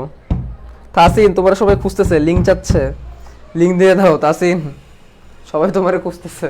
আর ভাই এরকম প্রশ্ন করো না ভাই, ইঞ্জিনিয়ারিং ক্লাস করে মেডিকেলে পাবো কিনা, মেডিকেলে কোর্স করে ইঞ্জিনিয়ারিং, দেখবি বেসিক কমন সেন্সটা তো একটু খাটাও। Baroreceptor, baroreceptor, baroreceptor মানে কি দেখো, ব্যারো, ব্যারোমিটার কাজ কি এই বলো, সবাই বলো, ব্যারোমিটার দিয়ে কি পরিমাপ করে বলো? ব্যারোমিটার দিয়ে কি পরিমাপ করে? রাগ পরিমাপ করে নাকি এই ভালোবাসা পরিমাপ করে বলো? ব্যারোমিটার দিয়ে কি পরিমাপ করে? ব্যারোমিটার দিয়ে কি পরিমাপ করে? আচ্ছা, লিঙ্ক এইখানে না দিয়া ওই ইয়ে থেকে নিয়ে নিও, কি বলে, এখান থেকে, এখানে লিঙ্ক না, এখানে লিঙ্ক না, তোমরা হচ্ছে 10 মিনিট স্কুলের ওয়েবসাইটে যাও, 10 মিনিট স্কুলের ওয়েবসাইটে যেয়ে পেয়ে যাবে, এখান থেকে দরকার নাই, ঠিক আছে? আমারও খেয়াল ছিল না। আমাদের এখানে মানে কমেন্টে তো আসলে সাধারণত লিঙ্ক টিং দেওয়া নিষেধ, বুঝছো? কমেন্টে সাধারণত লিঙ্ক টিং দেওয়া নিষেধ। তোমরা হচ্ছে ইয়েতে যেও, এই কি বলে, এই ওয়েবসাইটে, 10 মিনিট স্কুল ওয়েবসাইটে যাও, ওয়েবসাইটে গেলে পেয়ে যাবে। আমার খেয়াল ছিল না আসলে কমেন্টে যে কোনো ধরনের লিঙ্ক দেওয়া নিষেধ, আমি নিজেই ভুলে গেছিলাম আজকে, আসলে চাপের ঠেলায় কিছুই মাথায় থাকতেছে না। চাপের ঠেলা আছে, চাপ, চাপ।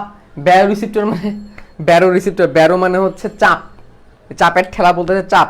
তাহলে ব্যারোমিটার দিয়ে কি মাপে? ব্যারোমিটার দিয়ে চাপ মাপে, বায়ুর চাপ মাপে। ব্যারোমিটার দিয়ে কি মাপে?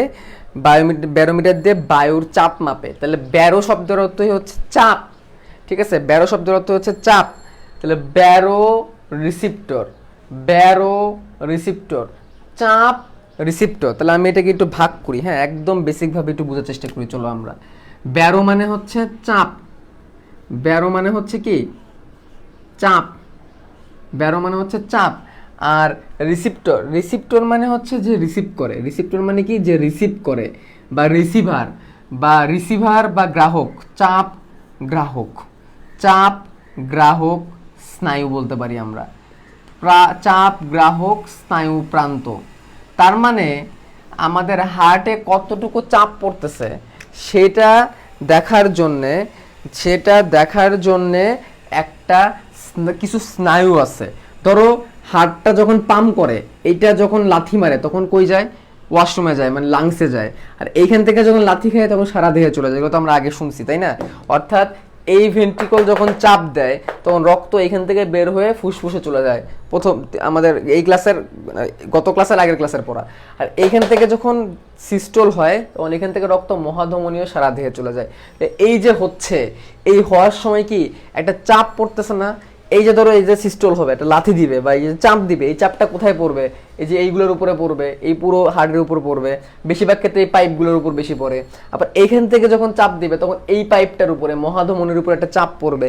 তো এই যে চাপ, এই চাপটা বেশি হচ্ছে না কম হচ্ছে, এই চাপটা বেশি হচ্ছে না কম হচ্ছে, সেটা দেখার জন্য আছে ব্যারো রিসেপ্টর। সেটা কি? সেটা হচ্ছে বিশেষ প্রকৃতির স্নায়ু, ঠিক আছে? সেটা হচ্ছে বিশেষ প্রকৃতির স্নায়ু। তো দেখো এই যে মহাধমনির দিকে, তারপর ধরো এই দিকে, তারপর ধরো অ্যাট্রিয়াম ভেন্ট্রিকুলার দিকে বেশ কিছু স্নায়ু এসে উন্মুক্ত হয়, বেশ কিছু স্নায়ু এসে থামে। যেই স্নায়ুগুলা কি করে? ব্রেন থেকে আসে, ব্রেন থেকে এসে চেক করে যে এই চাপটা বেশি না কম। চাপ বেশি হলেও সমস্যা, চাপ কম হইলেও সমস্যা, বুঝছো? চাপ বেশি হলেও সমস্যা, চাপ কি কম হইলেও সমস্যা, ঠিক আছে? তো চাপ গ্রাহক স্নায়ু প্রান্ত।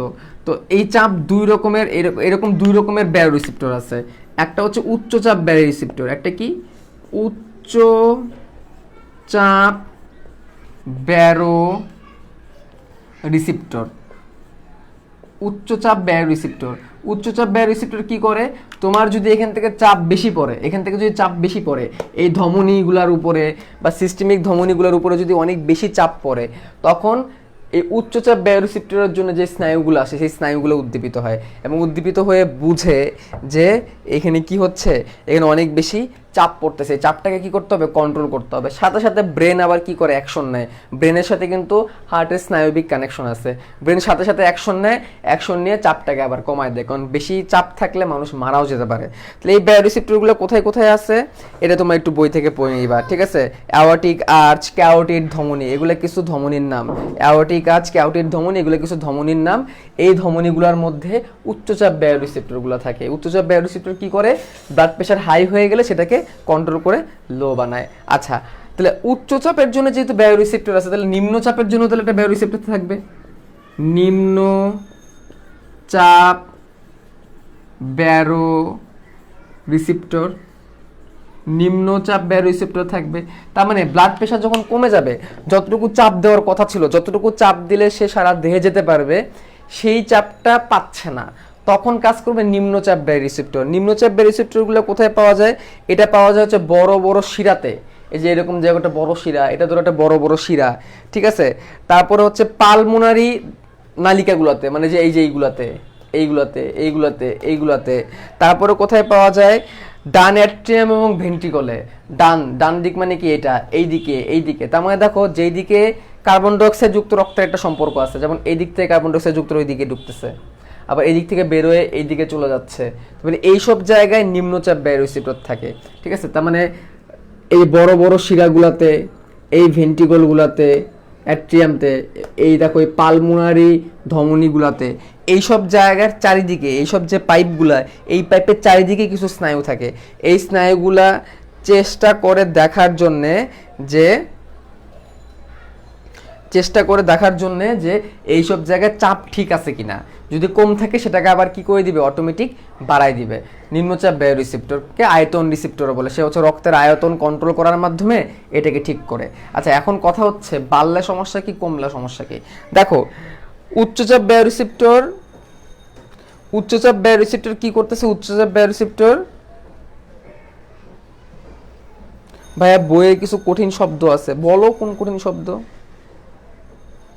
সে কঠিন শব্দটা লেখো, লিখলে তো আমি বলে দিই, ঠিক আছে। আর যতটুকু দরকার আমি ঠিক ততটুকুই বলছি। নিম্নচাপ বায়োরিসেপ্টরের মধ্যে অনেক কথাবার্তা লেখা আছে, juxtaglomerular complex, neurohypophysis, antidiuretic hormone, এগুলো এখন না, এগুলো যখন কিডনি অধ্যায় পড়ানো হবে তখন, ঠিক আছে, এখন না। ওইগুলো এখন পড়লে তোমার মাথায় থাকবেও না, বুঝবেও না, সব কিছু একটা টাইম থাকে। ব্রেনের অধ্যায়, কিডনি অধ্যায় পড়লে তখন তুমি ওইগুলো বুঝবা, এখন না। এখন যতটুকু বলতেছি যে বায়োরিসেপ্টরগুলো কি, কোথায় কোথায় পাওয়া যায়, কি কাজ করে। বায়োরিসেপ্টর থেকে কি পড়বা, প্রথমে বায়োরিসেপ্টরের সংজ্ঞা পড়বা, আমি লিখে দিচ্ছি বায়োরিসেপ্টর থেকে কি পড়বা। বায়োরিসেপ্টর থেকে কি পড়বা আমি বলি। বায়োরিসেপ্টর কি, হোয়াট ইজ বায়োরিসেপ্টর, হাউ মেনি, কত রকমের বায়োরিসেপ্টর আছে, 2 রকমের বায়োরিসেপ্টর আছে, উচ্চচাপ নিম্নচাপ।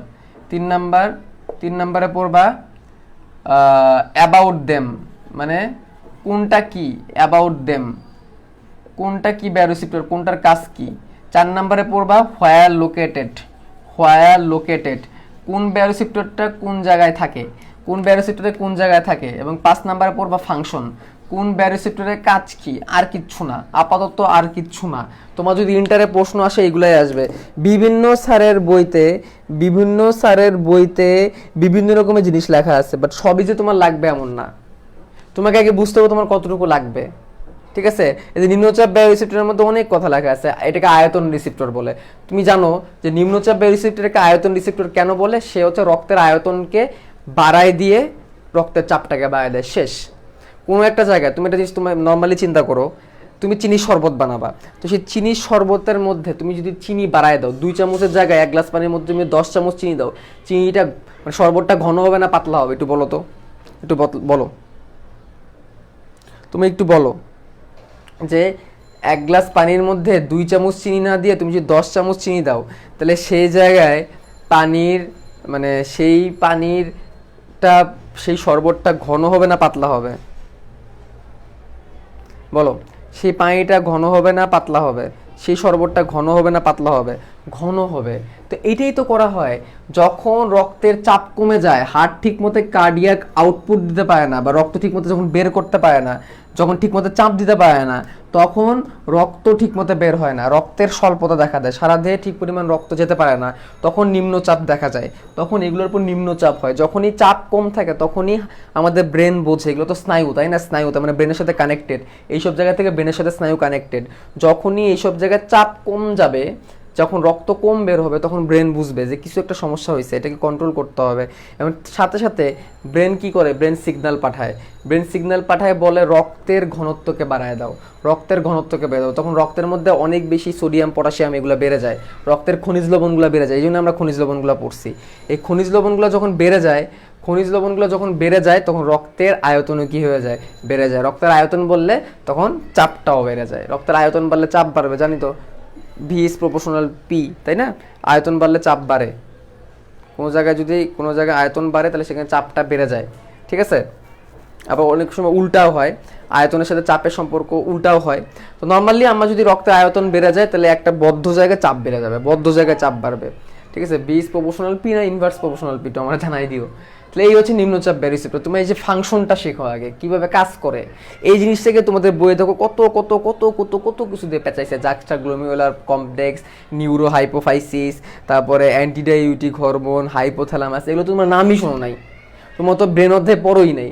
তারপরে সব কিছু একটা নিয়ম আছে, ঠিক আছে। এখন যদি তোমাদেরকে আমি এগুলো বুঝাই দিই, আমার এখন ব্রেন পড়ানো শুরু করতে হবে, তোমরা বুঝা বলবা ওয়াও ভাই জোস পড়াইছে, ভাই সেই পড়ায়, ভাই সব ক্লিয়ার করে দিছে, বা তোমার মাথায় এটা থাকবেই না, বলছো তোমার আরও ক্ষতি হবে। বাট স্কিপ করো, কিছু কিছু জিনিস স্কিপ করা শিখতে হবে, বাট ওগুলো এখন লাগবে না, এগুলো তো তোমার থেকে ভাইয়েরা ভালো জানে, যেহেতু বলছে স্কিপ করো তাহলে আপাতত স্কিপ করো। হোয়ার লোকেটেড মানে কি, মানে কোন জায়গায় আছে, এই যে বললাম, এখান থেকে তোমাকে কি করতে হবে, উচ্চচাপ ব্যারিসেপ্টরগুলো কোন জায়গায় থাকে, নিম্নচাপ ব্যারিসেপ্টরগুলো কোন জায়গায় থাকে, কিন্তু বলে দিছি, এগুলো শিখতে হবে। তারপরে অ্যাবাউট দেম, এই দুটো সম্পর্কে হালকা একটু জানবা। হাউ মেনি, দুইটা, উচ্চচাপ নিম্নচাপ। হোয়াট, ব্যারিসেপ্টর কি, চাপটাকে কন্ট্রোল করে, ঠিক আছে, বুঝলাম। তাহলে এই হচ্ছে কথা। এখন কথা হচ্ছে এই চাপটাকে আমি মাপবো কি দিয়া, এই চাপটাকে মাপার জন্যে একটা মেশিন আছে, যে মেশিনটার নাম হচ্ছে স্ফিগমোম্যানোমিটার, যেটাকে আমরা রক্তচাপ মাপার মেশিন বলে থাকি, তাই না। এখন যদি আমি জিজ্ঞাসা করি যে বলো তো ব্লাড প্রেশার মাপার মেশিন নাম কি, তোমরা বলা শুরু করে দিবা ব্লাড প্রেশার মেশিন মাপার নাম হচ্ছে বিপি মেশিন বা ব্লাড প্রেশার মেশিন, না, এর নাম হচ্ছে স্ফিগমোম্যানোমিটার। কি নাম, স্ফিগমোম্যানোমিটার। দাঁড়াও, ব্যারিসেপ্টরের পরে আমরা যাব হচ্ছে রক্তচাপ।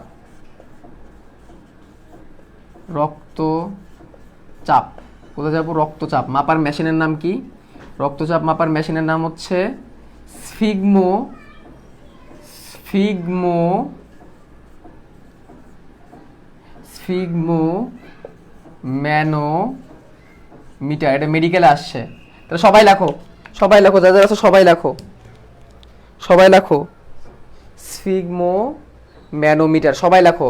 রক্তচাপ মাপার মেশিনের নাম কি, স্ফিগমোম্যানোমিটার। ওই যে প্রেশার মাপার মেশিন যেটা বলে যে ফচচ করে চাপে প্রেশার মাপে, যে ওই মেশিনটার নাম হচ্ছে স্ফিগমোম্যানোমিটার। এটা মেডিকেলে আসছে, মেডিকেলে একবার আসে, ডেন্টালে একবার আসছে। মেডিকেলে আসছে যে রক্তচাপ মাপার মেশিনের নাম কি, স্ফিগমোম্যানোমিটার, আর ডেন্টালে আসে রক্তচাপ মাপার মেশিনের নাম কি, স্ফিগমোম্যানোমিটারই সবগুলো অপশনে ছিল ইংলিশে, বাট বানানগুলো উল্টাপাল্টা করে দেওয়া ছিল, ঠিক আছে। সো এটা আমাদের জানতে হবে, রক্তচাপ মাপার মেশিন। আচ্ছা, রক্তচাপ কিভাবে বুঝে, দেখো, যখন সিস্টোল হয়, চাপ দেয় হার্ট, তখন একটা চাপ পড়ে, এটাকে সিস্টোলিক প্রেশার বলে। যখনটা হার্ট প্রসারিত হয় তখন একটা চাপ দেয়, তো এটাকে বলে ডায়াস্টোলের সময় তখন হার্টের উপর একটা চাপ পড়ে, এটাকে বলে ডায়াস্টোলিক প্রেশার। তাহলে রক্তচাপ দুই রকমের, সিস্টোলিক প্রেশার, সিস্টোল হলে যখন একটা চাপ পড়ে, এটা অ্যাভারেজে কত হয় তোমাদের বইয়ে দেওয়া আছে, অ্যাভারেজে এটা আমি অ্যাভারেজটাই লিখি 120 মিলিমিটার অফ মার্কারি, বা 120 মিলিমিটার পারদচাপের সমান হয়। আরেকটা আছে ডায়াস্টোলিক প্রেশার, হার্ট যখন প্রসারিত হয়, ডায়াস্টোল বলে, সেটাকে বলে ডায়াস্টোলিক প্রেশার, এটাকে বলা হয় কি ডায়াস্টোলিক প্রেশার। এটা একটু কম, এটা হচ্ছে 80 মিলিমিটার অফ মার্কারি। এই দুইটাকে আমরা যখন একসাথে করি তখনই আমরা বলি কি প্রেশার কত, 120/80 বলে না, 120/80, এটাকে বলে 120/80। বলে না ব্লাড প্রেশার কত, 120/80 বা অমুক তমুক তমুক তমুক, ঠিক আছে? তো এটাই হচ্ছে সেই ব্লাড প্রেশার। তাহলে systolic pressure, diastolic pressure. Systolic pressure মানে কি? সিস্টোলিক প্রেশার মানে হচ্ছে সিস্টোল, সিস্টোল মানে কি সংকোচন। হার্টটা যখন সংকুচিত হয় তখন যে প্রেশারটা এগুলোর উপর পড়ে, এই জায়গায় যে প্রেশারটা পড়ে, মহাধমনির উপরে যে প্রেশারটা পড়ে, শিরার উপর যে প্রেশারটা পড়ে, সেটা হচ্ছে সিস্টোলিক প্রেশার। সেই প্রেশারটা হার্ট কতটুকু দেয়? 120 মিলিমিটার অফ মার্কারি। মার্কারি মানে পারদ, হাইড্রোজিয়াম। হ্যাঁ, আবার যখন হার্ট প্রসারিত হয় তখন একটা চাপ পড়ে। হার্টটা যখন প্রসারিত হয়, কপাটিকা টপাটিকা খুলে যায়, বন্ধ হয়ে যায়, তখন একটা প্রেশার পড়ে, এটাকে বলে ডায়াস্টোলিক প্রেশার। তাহলে সিস্টোলিক প্রেশার, ডায়াস্টোলিক প্রেশারকে পাশাপাশি লিখলে এই যে আমরা নর্মাল ব্লাড প্রেশারটা পাইলাম, এটা হচ্ছে নর্মাল ব্লাড প্রেশার। এটা হচ্ছে কি নর্মাল ব্লাড প্রেশার। একজন বলছে ক্যারোটিড সাইনাস কি? ক্যারোটিড সাইনাস, ক্যারোটি মানে করোটি। তাহলে এই মহাধমনী থেকে যেই ধমনীর মাধ্যমে ব্রেনের দিকে রক্ত যায়, এরকম একটা সাইনাস বা একটা গহ্বর আছে, ওটাকে বলে ক্যারোটিড সাইনাস। হ্যাঁ, ব্রেনের দিকে যাওয়ার সময় তুমি জাস্ট নেটে সার্চ দাও ক্যারোটিড সাইনাস লিখে, তোমাকে ক্যারোটিড সাইনাস দেখাই দিবে। মানে এই মহাধমনী থেকে একটা সাইনাস বা একটা ধমনী, মানে আরেকটা ধমনী ব্রেনের দিকে যায়, ওই জায়গাটাকে বলা হয় carotid sinus.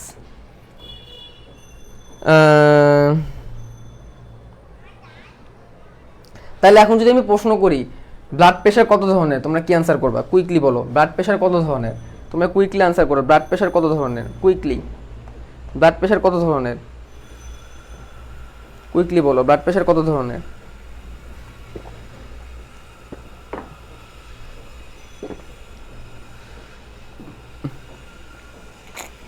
Good. Blood pressure কত ধরনের? ব্লাড প্রেশার হচ্ছে দুই ধরনের, সিস্টোলিক প্রেশার, ডায়াস্টোলিক প্রেশার। কয় ধরনের? দুই ধরনের, সিস্টোলিক প্রেশার, ডায়াস্টোলিক প্রেশার। কয় ধরনের? দুই ধরনের, সিস্টোলিক প্রেশার, ডায়াস্টোলিক প্রেশার। এবার তোমরা বলো নর্মাল ব্লাড প্রেশার কত? নর্মাল ব্লাড প্রেশারকে কত ধরা হয়? নর্মাল ব্লাড প্রেশারকে কত ধরা হয়? কুইকলি বলো, কুইকলি বলো, নর্মাল ব্লাড প্রেশারকে কত ধরা হয়? সবাই আনসার করো, সবাই। এভারেজে নর্মাল ব্লাড প্রেশার কত ধরা হয়?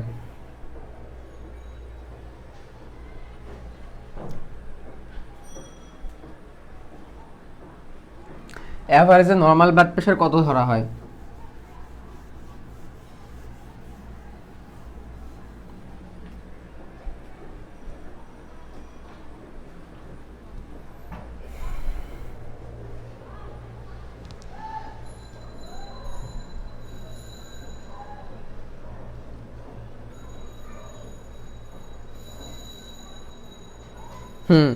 সুমাইয়া ইসলাম রাইট অ্যান্সার করছো। নর্মাল ব্লাড প্রেশার কত? 120/80। সবাই লেখো, সবাই লেখো, নর্মাল বিপি 120/80। তাহলে কখন হাইপার টেনশন হয়, কখন হাইপোটেনশন হয়, এটা একটু দেখি। হাইপার টেনশন আর হাইপোটেনশন এই জিনিসটা কি? একটা হচ্ছে হাইপার টেনশন, হাইপার, হাইপার মানে বেশি, বলে না অনেকে হাইপার হয়ে গেছে। Hyper tension, what is hyper tension? Hyper tension মানে হচ্ছে উচ্চ রক্তচাপ। হাইপার টেনশন মানে হচ্ছে উচ্চ রক্তচাপ। উচ্চ রক্তচাপকে কি বলা হয়? হাইপার টেনশন বলা হয়। আরেকটা হচ্ছে হাইপোটেনশন, হাইপো মানে কম, হাইপো মানে কম। আরেকটা হচ্ছে কি হাইপোটেনশন। হাইপো, আজকে আমার কথা বলতে অনেক কষ্ট হইতেছে বুঝছো, এই জন্য আসলে তেমন একটা উদ্যম হয়তো বা তোমরা পাচ্ছ না, বাট পড়াগুলো বুঝতেছো কিনা এটা একটু জানাই দিও। আর এটা হচ্ছে হাইপোটেনশন। হাইপোটেনশন মানে হচ্ছে নিম্ন রক্তচাপ। অলরেডি তোমাদের অনেকগুলো ক্লাস মিস হয়ে গেছে, তো ভাবলাম এই জন্য আজকের ক্লাসটা অন্তত মিস না দিই। তাহলে হাইপার টেনশন মানে উচ্চ রক্তচাপ, হাইপোটেনশন মানে নিম্ন রক্তচাপ। ওয়ার্ড দুটো কি? হাইপার আর হাইপো। হাইপার আর হাইপো। হাইপার মানে বেশি, হাইপো মানে কম। হাইপার মানে বেশি, হাইপো মানে কম। এখন এই হাইপার টেনশন আর হাইপোটেনশন কেমনে বুঝবো?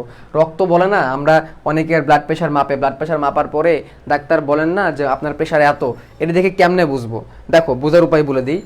এইগুলো থেকে যদি কোনো সাইডে বেড়ে যায় তাহলে এটা হাই ব্লাড প্রেশার। কেমনে?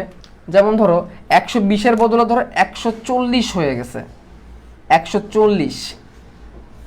আর এখানে 80-র বদলে, এখানে 80-র বদলে এখানে হয়ে গেছে ধরো 100। যে কোনো একটা সাইজ যদি বাজে, ধরো 160/80 আছে, তাহলেও সেটা বেশি।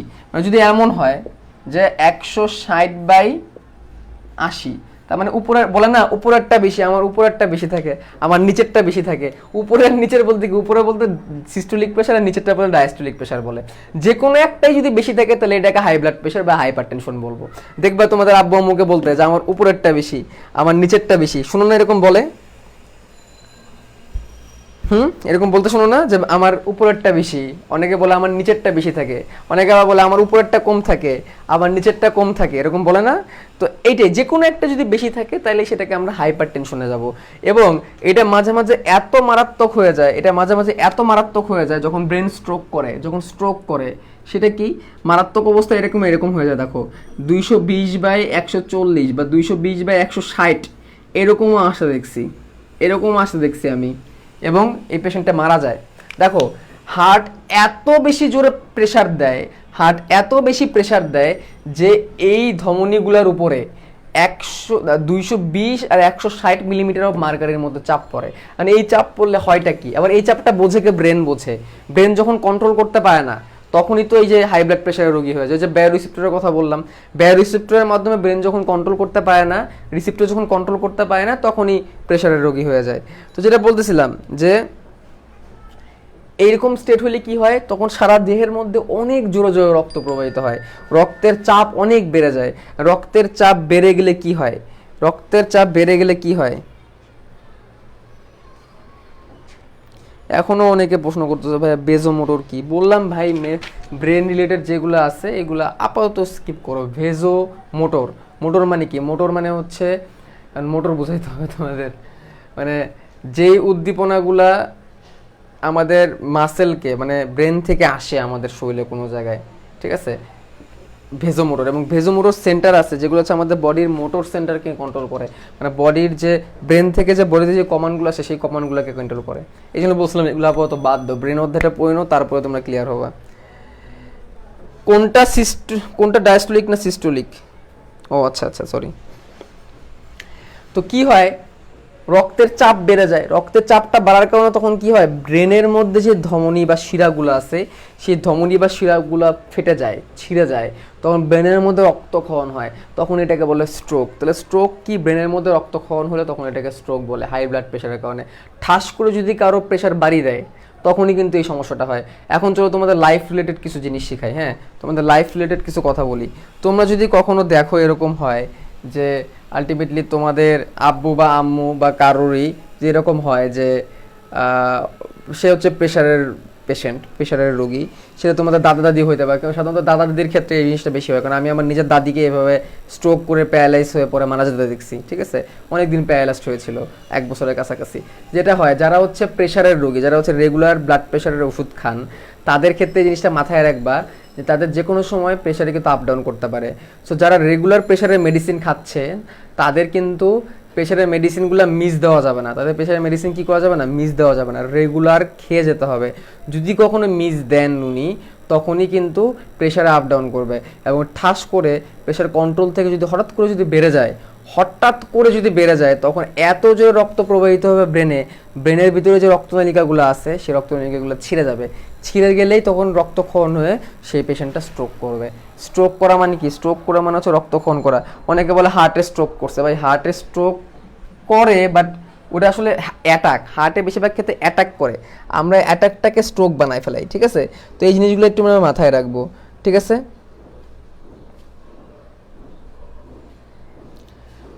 আচ্ছা, এবার হাইপোটেনশনে যাই। ধরো এখানে 120-এর বদলে হয়ে গেছে 100, আর এখানে 80-র বদলে হয়ে গেছে 60।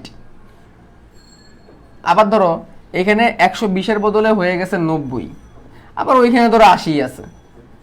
এই সবগুলা কেসকে আমরা হাইপোটেনশন বলবো বা লো ব্লাড প্রেশার বলবো। এই সবগুলা কেসকে আমরা হাইপোটেনশন বলবো বা লো ব্লাড প্রেশার বলবো, ঠিক আছে।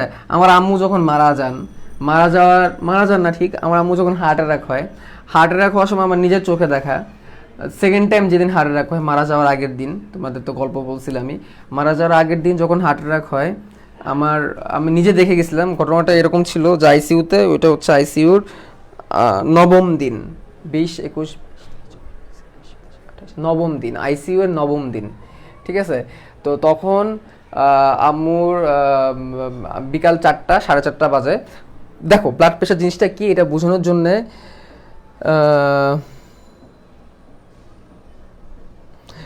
আচ্ছা, তো ভুলেই তো গেলাম। ও আচ্ছা, হ্যাঁ, আইসিইউর ওটা হচ্ছে নবম দিন ছিল, 28 তারিখ। অলরেডি একটা হার্ট অ্যাটাক হয়ে গেছে 20 তারিখে হার্ট অ্যাটাক হওয়ার কারণেই ওনাকে নিয়ে আমার হাসপাতালে যাওয়া লাগে, দেন আইসিইউতে শিফট করে, তোমার যেগুলো শুনছো মেবি। 28 তারিখে আবার একটা হার্ট অ্যাটাক হয়। তো বিকাল 4:30টার দিকে আমি আম্মুকে আইসিইউতে, নর্মালি আইসিইউতে সবাইকে ঢুকতে দেয় না, তো আমরা তো মেডিকেল পার্সন, তো আমরা অ্যাপ্রন নিয়ে গাউন নিয়ে ঢুকতে পারি। আমি দেখে আসতাম যে যে কী অবস্থা কেমন চলতেছে। সো আমি দেখে আসছি বিকাল 4:30টার দিকে যে ব্লাড প্রেশার নর্মাল আছে 130/90 বা কখনো 120/90, 100 এরকম আপ ডাউন করতেছে। কারণ অলরেডি আইসিইউর পেশেন্ট, তো সো ব্লাড প্রেশারটা সবসময় স্টেবল থাকতেছে না। তো আম্মু নর্মালি আম্মুর ব্লাড প্রেশার কমই থাকে, লো ব্লাড প্রেশারই থাকে, সবসময় লোই থাকতো। 100/60, 100/50 এরকমও দেখছি, হ্যাঁ, নর্মালি লোই থাকতো। তো আম্মুর হচ্ছে ব্লাড প্রেশার নর্মাল আছে, হার্টবিট নর্মাল আছে। হার্টবিট ছিল হচ্ছে ওই সময় কত, 130 এরকম ছিল। হার্টবিট 130, ব্লাড প্রেশার হচ্ছে 130/100 এরকম দেখে আমি হচ্ছে আলটিমেটলি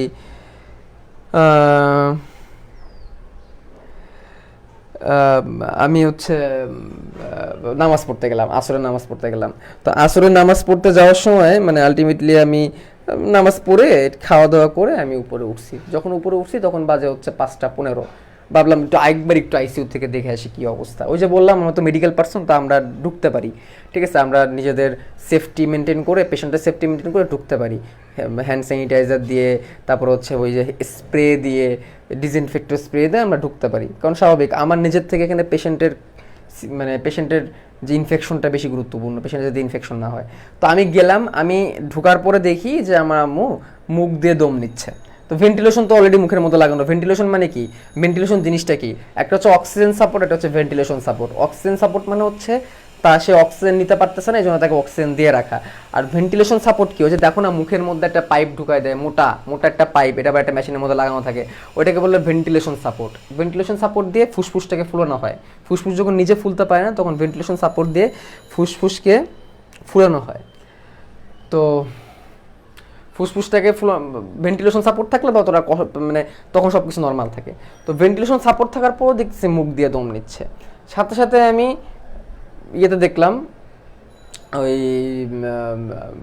ইসিজি মেশিনটা যেটা লাগানো থাকে, ইসিজি মেশিনে দেখলাম যে মানুষটার ব্লাড প্রেশার আমি 40 মিনিট আগে দেখে গেছিলাম হচ্ছে হার্ট রেট আমি 40 মিনিট আগে দেখে গেছিলাম 130 বিট পার মিনিট, 130 বিট ছিল প্রতি মিনিটে। সেই মানুষটার হার্ট রেট নেমে গেছে, তোমরা বিলিভ করবা না, আমি মনে আছে এখন, তখন আমার আম্মুর হার্ট রেট ছিল 35 BPM। বুঝতেছো অবস্থা? 50-এর নিচে নামলে মানুষ হার্ট ফেল করে, 50-এর নিচে নামলে মানুষ হার্ট ফেল করে মারাও যায়, সেখানে 35 বিট পার মিনিট, হঠাৎ করে, একদম হঠাৎ করে, ঠিক আছে। এবং প্রেশার পাচ্ছিল না। তো আমি সাথে সাথে ডিউটি ডাক্তার যিনি ছিলেন উনি আবার রাউন্ড দিচ্ছিলেন, ঠিক আছে, তো ভাইয়াকে ইনফর্ম করলাম যে ভাইয়া আমার তো এই অবস্থা হয়ে গেছে। আমাকে বললো ইমিডিয়েটলি তুমি প্রেশারটা চেক করো। তো প্রেশার তো মেশিনে লাগাইছি, মেশিনে লাগানোর পর প্রেশারও পাই না, মেশিনে লাগানোর পর প্রেশারও দেখতেছি পাচ্ছে না। নার্স আসছে, নার্স প্রেশার দেখার চেষ্টা করতেছে, প্রেশারও পাচ্ছে না। তো সবাই রাউন্ডে ছিল, তো এই জন্য আসলে এই সাইডটা ওইভাবে করে খেয়াল করতে পারে নাই কেউ, আসলে দোষ দিয়ে লাভ নেই, রাউন্ড দিচ্ছিল তখন। তো প্রেশার তখন আমি পাচ্ছি না। তো প্রেশার মনে হয় লাগালো, নার্স এসে প্রেশার লাগানোর পরে আমার সামনে নার্স বলতেছে পেশেন্ট কি আছে না এক্সপায়ার করে গেছে, আমার সামনে বলছে। আমি তো চুপ হয়ে দাঁড়ায় আছি, আমি মানে কি বলবো আসলে। আমার ফ্রেন্ডও তখন নাই, আমার ফ্রেন্ড তখন হলে আসছে, ঠিক আছে, আমি একা ওই সময়, ঠিক আছে। ওই সময় আমার সামনে নার্স বলতেছে পেশেন্ট কি আছে, এক নার্সকে বলছে পেশেন্ট কি আছে না মারা গেছে, আমার সামনে এইভাবে বলতেছে। তো আমি তো আল্লাহ বিল্লাহ করছি, হয়ে দাঁড়ায় আছি, কি বলবো আর ওই সময়। তো মোটামুটি 1.5 মিনিট হয়ে গেছে। 1.5 মিনিট হওয়ার পরে ঠাস করে আমি বিপি পাইলাম, দেখলাম মেশিনে বিপি দেখাইলো, অটোমেটিক জেনারেটিভ মেশিনে, ঠিক আছে। ওই সময় বিপি দেখাইলো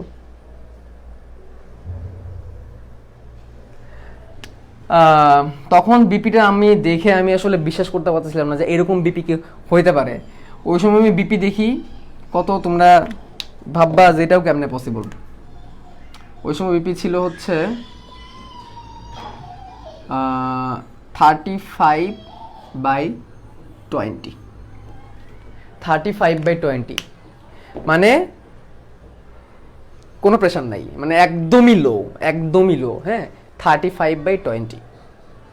তাহলে পেশেন্টটার হার্ট রেট 35-এ চলে আসছে, তার মানে পেশেন্ট হার্ট ফেল করছে, অলরেডি হার্ট ফেল করছে। কিন্তু এই সাডেনলি বিপি মানে ব্লাড প্রেশার, বলদ বলে বিপি কি? এতক্ষণ কি পড়ালাম? 7 খণ্ড রামায়ণ পড়ে সীতাকার বাপ। আচ্ছা, তো পেশেন্টটা হার্ট রেট 35 মানে কি? শোনো, রিয়েল লাইফ থেকে জানার চেষ্টা করো, রিয়েল লাইফ থেকে জানলে পড়াটাকে বুঝতে পারবা। এই যে আগের দিন হার্ট ফেল পড়াইছি, রিয়েল লাইফ কিছু বলছি, আজকে রিয়েল লাইফ কথা বলতেছি, একটু শোনো, কাজে দিবে। হার্ট রেট 35 মানে পেশেন্টের হার্ট ফেল করছে। হার্ট রেট নর্মালি 40-এর নিচে, 50-এর নিচে, মানে স্বাভাবিক অবস্থায় যদি 50-এর নিচে নেমে যায়, ঘুমাইলে তো এমনিই কমে যায়, ওইটা না, স্বাভাবিক অবস্থায় যদি 50-এর নিচে নেমে যায় তাহলে বুঝতে হবে যে সে পেশেন্টের হার্ট ফেল করছে। তাহলে পেশেন্ট হচ্ছে হার্ট ফেলের পেশেন্ট, ব্লাড প্রেশারও কম, তাহলে হঠাৎ করে সাডেন হার্ট ফেলটা কেন করলো? সাডেন হার্ট ফেলটা কেন করলো? এটা হচ্ছে কোশ্চেন।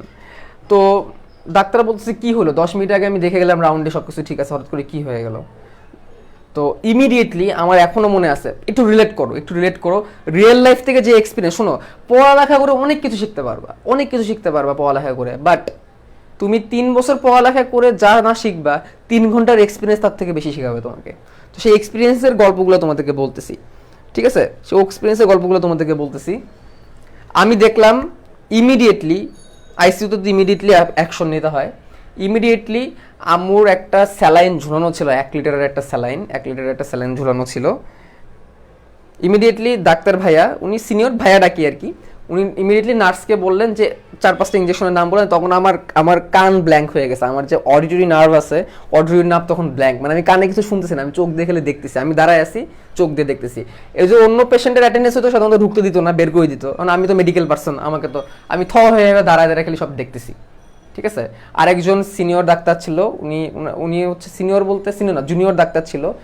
তো উনি আবার আমার মানে রিসেন্টলি বিসিএস দিয়ে ঢুকছে, তো ওনাকে ভাই বলে ডাকতাম, সে হচ্ছে আমার কাঁধে ধরে রাখছে, আমি চুপ করে দাঁড়ায় দাঁড়ায় সব দেখতেছি।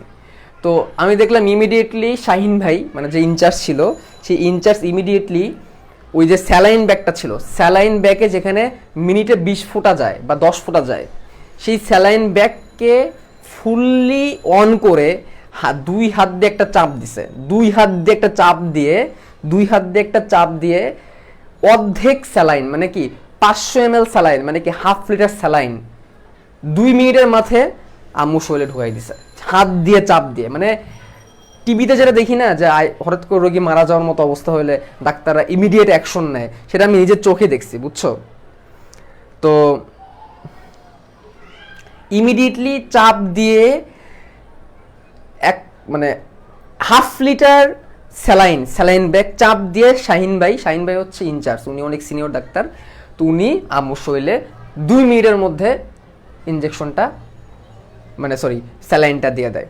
সাথে সাথে 4-5টা ইনজেকশনও দেওয়া হয়। কি ইনজেকশন দেওয়া হয়? ভেজোপ্রেসিন ইনজেকশন দেওয়া হয়। ভেজোপ্রেসিন ইনজেকশন ব্লাড প্রেশারকে হাই করে, ঠিক আছে? এবার প্রেশার যদি অফ হয়ে যায়, প্রেশার যদি কমে যায়, মানুষ তো কিছুক্ষণ পরেই মারা যাবে, প্রেশার কমে গেলে কিছুক্ষণ পরেই মারা যাবে। দেখো ওই সময় আমার মায়ের হাতে সময় ছিল, মানে বাকি সব তো আল্লাহর ইচ্ছা, মাত্র 30 মিনিট 15 মিনিট সময় ছিল, 15 মিনিট সময় ওনার হাতে ছিল। তো ইমিডিয়েটলি হাফ লিটার স্যালাইন, 4-5টা ইনজেকশন, ভেজোপ্রেসিন, নন-এপিনেফ্রিন, এগুলো ইনজেকশন, এগুলো ব্লাড প্রেশারকে হাই করে, ঠিক আছে? এগুলো ব্রেন চ্যাপ্টারে গেলে পাবা, ব্রেন চ্যাপ্টারে গেলে এই ভেজোপ্রেসিন কি, নন-এপিনেফ্রিন কি, এগুলো সব পাবা, ঠিক আছে? নন-অ্যাড্রেনালিন কি, সব পাবা। এবং আমি খেয়াল করে দেখলাম মাত্র 5 থেকে 7 মিনিটের মাথায় 4-5টা ইনজেকশন এবং হাফ লিটার স্যালাইন, 4 থেকে 5 মিনিটের মাথায় আম্মুর ব্লাড প্রেশার 140/98-এ চলে আসছে, জাস্ট 7 মিনিটের মাথায়, 5 থেকে 7 মিনিটের মাথায়।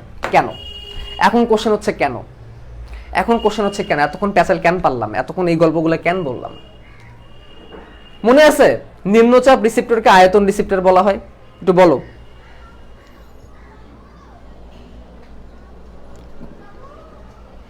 এইভাবে স্যালাইন প্রবেশ করালে ক্ষতি হবে না?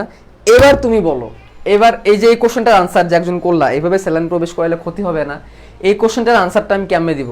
নিম্নচাপ রিসেপ্টরের কথা মনে আছে? নিম্নচাপ রিসেপ্টর, নিম্নচাপটা কেমনে কন্ট্রোল হয়? রক্তের আয়তন বাড়ায় দিয়ে কন্ট্রোল হয়। মনে আছে কিনা? একটু ইয়েস অন্য জানাও। রক্তের আয়তন বাড়ায় দিলে রক্তের চাপ বেড়ে যায়। আম্মুর রক্তচাপ তখন কম, রক্তের আয়তন বাড়াইতে হবে, এই জন্য স্যালাইন। স্যালাইনের ভিতর কি আছে? লবণ আছে। এই লবণ দিলে রক্তের চাপ কি হবে? বাড়বে। এবং ইমিডিয়েটলি ওই ভেজোপ্রেসিন ইনজেকশন এবং স্যালাইনের মাধ্যমে রক্তচাপটা বাড়ায় দেওয়া হয়েছে। এবং ততক্ষণের মধ্যেই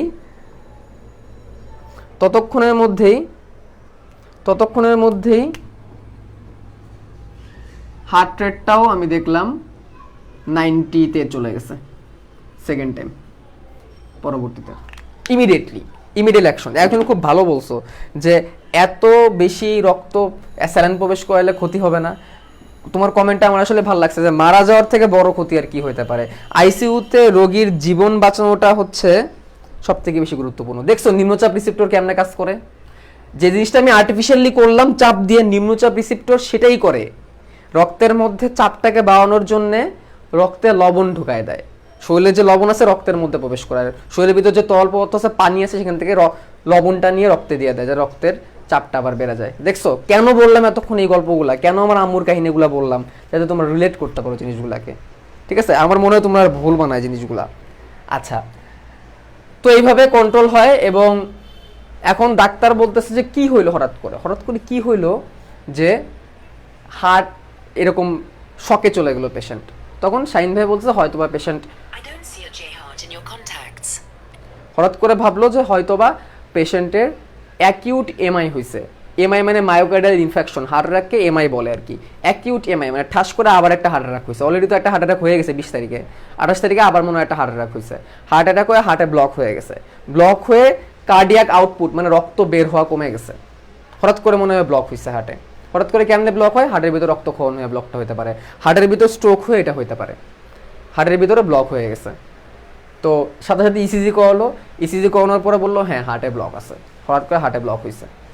ঠিক আছে, সো বললো এখন এমআই ম্যানেজমেন্ট শুরু করতে হবে। এমআই ম্যানেজমেন্ট মানে কি? এমআই ম্যানেজমেন্ট মানে হচ্ছে হার্ট অ্যাটাকের ম্যানেজমেন্ট। কারণ হার্ট অ্যাটাকের ম্যানেজমেন্ট করতে হবে, যে জায়গায় ব্লক হয়েছে ইনজেকশন দিয়ে সেই ব্লকটা খোলা লাগবে, সেই ব্লকটা কি করতে হবে? খুলতে হবে।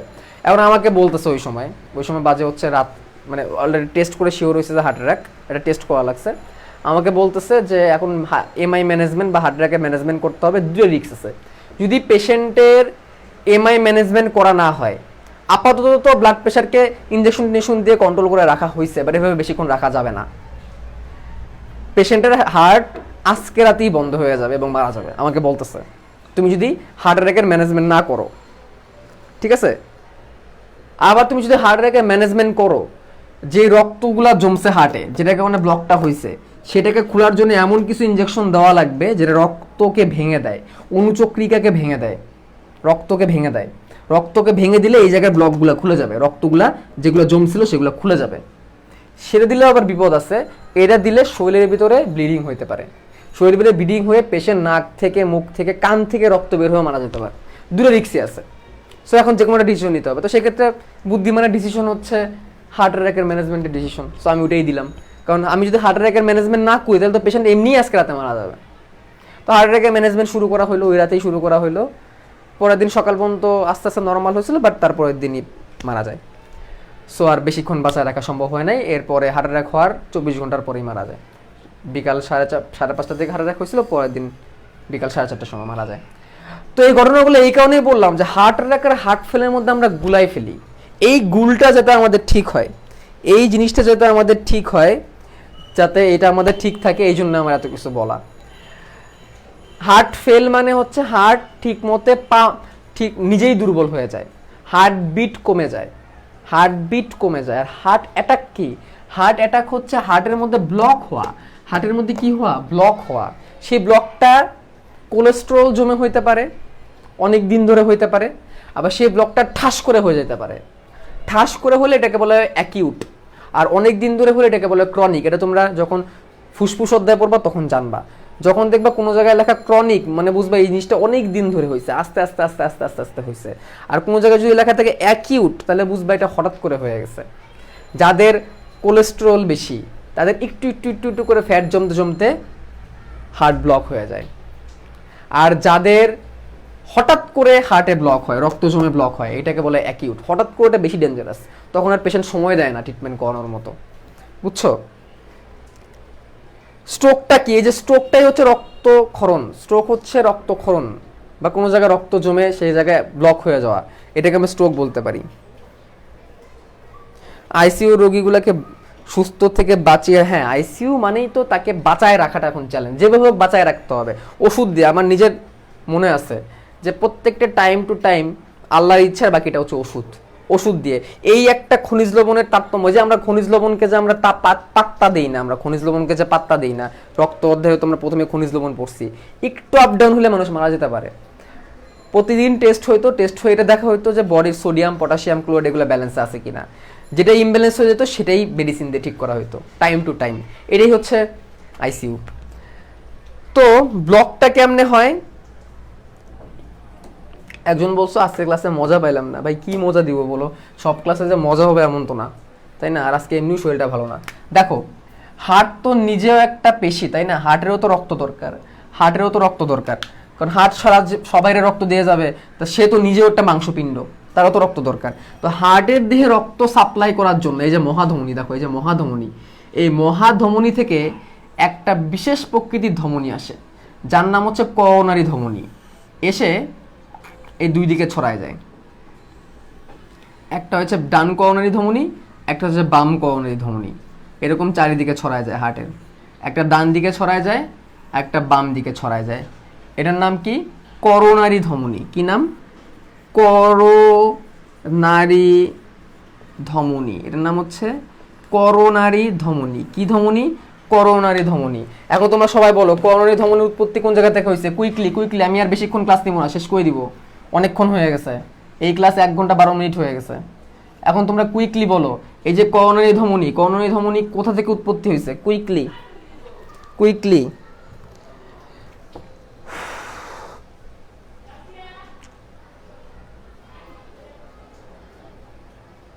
আচ্ছা, ব্লক হলে রিং পরানো হয়নি কেন? রিং পরানোর সিচুয়েশনে ছিল না, এটাও আমি বলবো, নেক্সট দিন বলবো, ঠিক আছে? রিং পরাইতে গেলে সার্জারি করতে হবে, সার্জারি করতে গেলে পেশেন্ট মারা যাবে।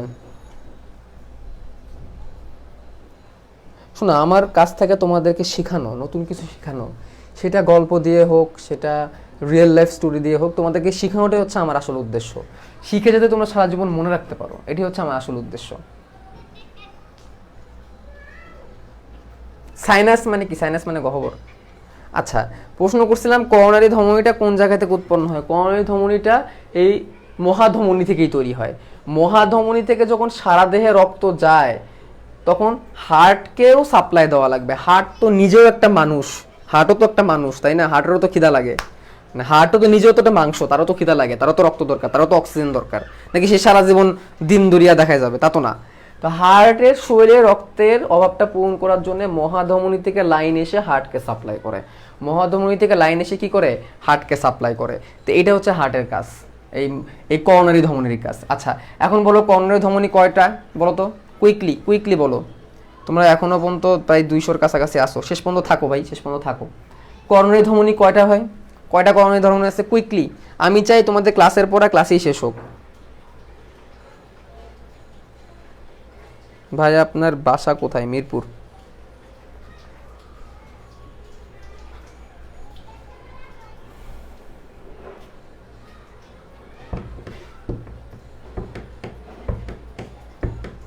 করোনারি ধমনী দুইটা, ডান করোনারি ধমনী, বাম করোনারি ধমনী। ডান করোনারি ধমনী, বাম করোনারি ধমনী। ডান করোনারি ধমনী, বাম করোনারি ধমনী। দুইটা করোনারি ধমনী। ডান করোনারি ধমনী হার্টের ডান দিকে সাপ্লাই দেয়, বাম করোনারি ধমনী হার্টের বাম দিককে সাপ্লাই দেয়। এইগুলা আবার কার্বন ডাইঅক্সাইড হয়ে করোনারি সাইনাসের মাধ্যমে আবার এখানে চলে আসে। এই যে হচ্ছে করোনারি সাইনাস, মানে ধর এইগুলো তো হার্টকে সাপ্লাই দিয়ে নিজে কার্বন ডাইঅক্সাইড হয়ে যাবে, তাই না?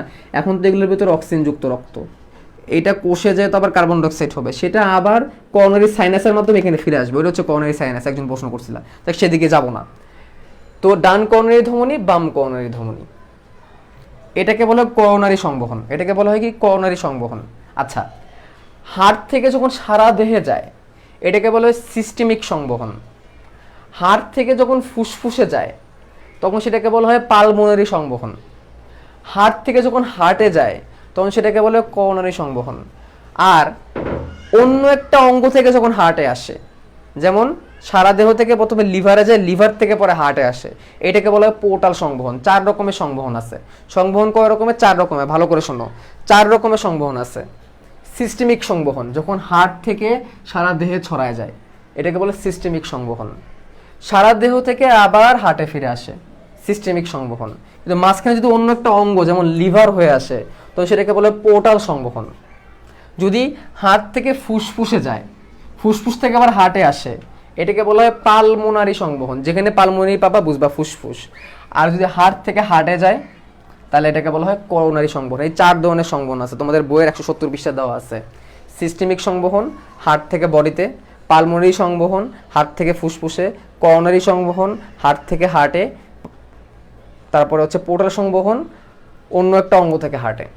ঠিক আছে, আমাদের শুধুমাত্র হেপাটিক পোর্টাল আছে, মানে লিভার থেকে হার্টে যায়। আচ্ছা, এই যে করোনারি ধমনির ভিতরে যদি কোনো কারণে ব্লক হয়, যেমন ধরো কারো এই জায়গায় ব্লক হয়ে গেল, এই জায়গায় ব্লক হলে কি হবে?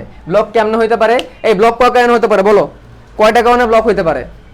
এই যে হার্টের যে ব্লক বলে না, হার্ট ব্লক, এই ব্লক কয় কারণে হইতে পারে? কুইকলি বলো, হার্ট কয় কারণে ব্লক হইতে পারে? কয়ভাবে হার্ট ব্লক হইতে পারে? 2 ভাবে হইতে পারে। কয়ভাবে হইতে পারে? 2 ভাবে হইতে পারে। হঠাৎ করে হইতে পারে, আবার আস্তে আস্তে হইতে পারে। তো আস্তে আস্তে যেটা হয়, এটা তোমাদের বইয়ে দেওয়া আছে। ওই যে যারা অনেক বেশি ফ্যাট জাতীয় খাবার খায়, যার ওজন অনেক বেশি, তার হঠাৎ করে এখানে ব্লক হয়ে যায়, হঠাৎ করে এই জায়গাটা কি হয়ে যায়? ব্লক হয়ে যায়। হঠাৎ করে এই জায়গাটা ব্লক হয়ে গেলে তখন আস্তে আস্তে ব্লক হয়, মানে ফ্যাট জমতে জমতে আস্তে আস্তে ব্লক হয়। ব্লক হয়ে গেলে দেখো কি হইলো, এই জায়গা থেকে পরবর্তীতে রক্ত সরবরাহটা হার্টের এতটুকু অংশে বন্ধ হয়ে গেল। হাতের এতটুকু অংশে রক্ত সরবরাহ কি হয়ে গেল? বন্ধ হয়ে গেল। তাহলে হার্টের পেশি মারা গেল, হার্টের পেশি মারা গেল। এখন ধরো যদি এইখানে ব্লক হয়, তাহলে সেম কাহিনী, এতটুকু জায়গায় রক্ত সরবরাহ কি হয়ে যাবে? বন্ধ হয়ে যাবে।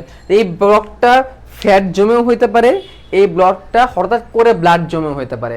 হঠাৎ করে ব্লাড জমে যেটা হয়, যেটা আমার আম্মুর হয়েছিল, হঠাৎ করে ব্লাড জমে ব্লক হয়ে গেছে। আর এইটা হচ্ছে আস্তে আস্তে। বাট হার্ট ফেলের পেশেন্ট যে কোনো সময় হার্ট অ্যাটাকও হইতে পারে। যার অনেকদিন ধরে হার্ট ফেলের সমস্যা, সে যে কোনো সময় হার্ট অ্যাটাক করতে পারে। আচ্ছা, তো এইটাকে বলা হয় myocardial infarction. Myocardial infarction, infarction মানে হচ্ছে অক্সিজেনের অভাবে মারা যায়, যে জায়গাগুলো অক্সিজেন পাবে না রক্ত না গেলে। আর মায়োকার্ডিয়াল মানে হার্ট, এই জন্য মেডিকেলের ভাষায় হার্ট অ্যাটাককে মায়োকার্ডিয়াল ইনফার্কশন বলে। ঠিক আছে, এইভাবে হার্ট অ্যাটাকটা হয়। তো এই হার্ট অ্যাটাক নিয়ে আমরা নেক্সট ক্লাসে পড়বো। তাহলে তোমরা এখন হার্ট ফেল আর হার্ট অ্যাটাকের পার্থক্য বুঝছো? আগের ক্লাস যারা করছো আর আজকের ক্লাস যারা করছো, তারা কি হার্ট অ্যাটাক আর হার্ট ফেলের পার্থক্য বুঝছো? হার্ট ফেল ছিল হার্ট নিচে দুর্বল হয়ে যায়, সাইনোয়েড, টেলনোড, অ্যাট্রিওভেন্ট্রিকুলার নোডগুলো ঠিকমতো কাজ করে না। আর হার্ট অ্যাটাক মানে কি? হার্টের ভিতরে ব্লক হয়ে যায়। বুঝছো কি? ইয়েস অন্য একটু জানাই দাও, ইয়েস অন্য লিখে জানাই দাও। আজকের ক্লাস মোটামুটি শেষ। তোমরা সেই 11:30 ক্লাসে ঢুকছিলা, অনেকক্ষণ হয়ে গেছে।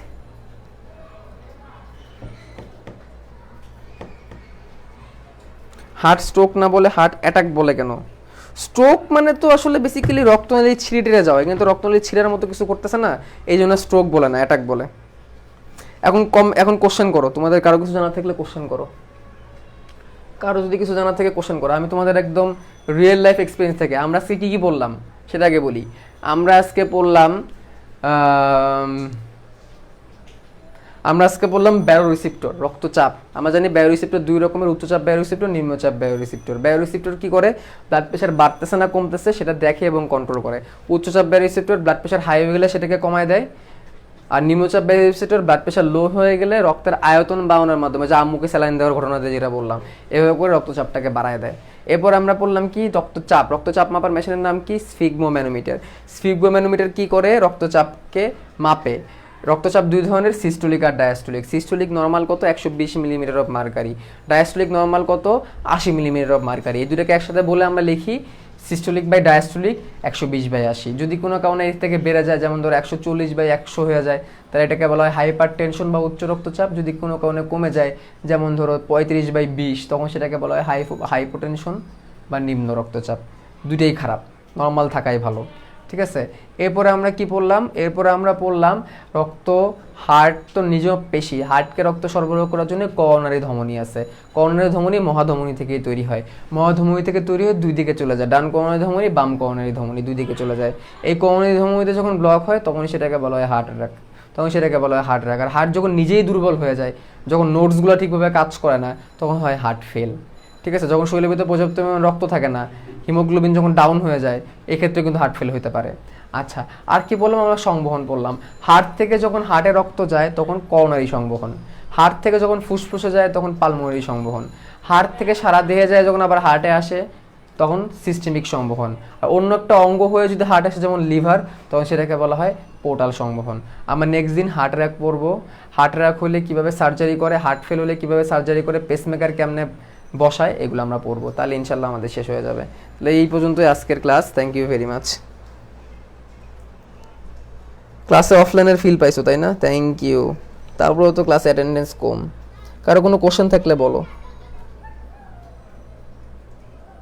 In such a case is there any first aid for chronic MI? হ্যাঁ, ক্রনিক এমআইয়ের ক্ষেত্রে অনেক ধরনের মেডিসিন দেয়, যেটা কি বললাম এমআই ম্যানেজমেন্ট। আমার আম্মুর ক্ষেত্রে যেটা দেওয়া হয়েছে অ্যাসপিরিন টাইপের ইঞ্জেকশন দেওয়া হয় রক্ত জমাট বাঁধানো, রক্ত জমাটগুলোকে খোলার জন্য, বাট এগুলো বাসায় হয় না। আরেকটা যায় সেটা হচ্ছে সিপিআর দেয়, মানে বুকে চাপ দেয়। বুকে চাপ দেওয়াটা এটা আসলে বুকের হাড়টা ভেঙে যায়। ঠিক আছে, ওটা না আরেকদিন বলবো।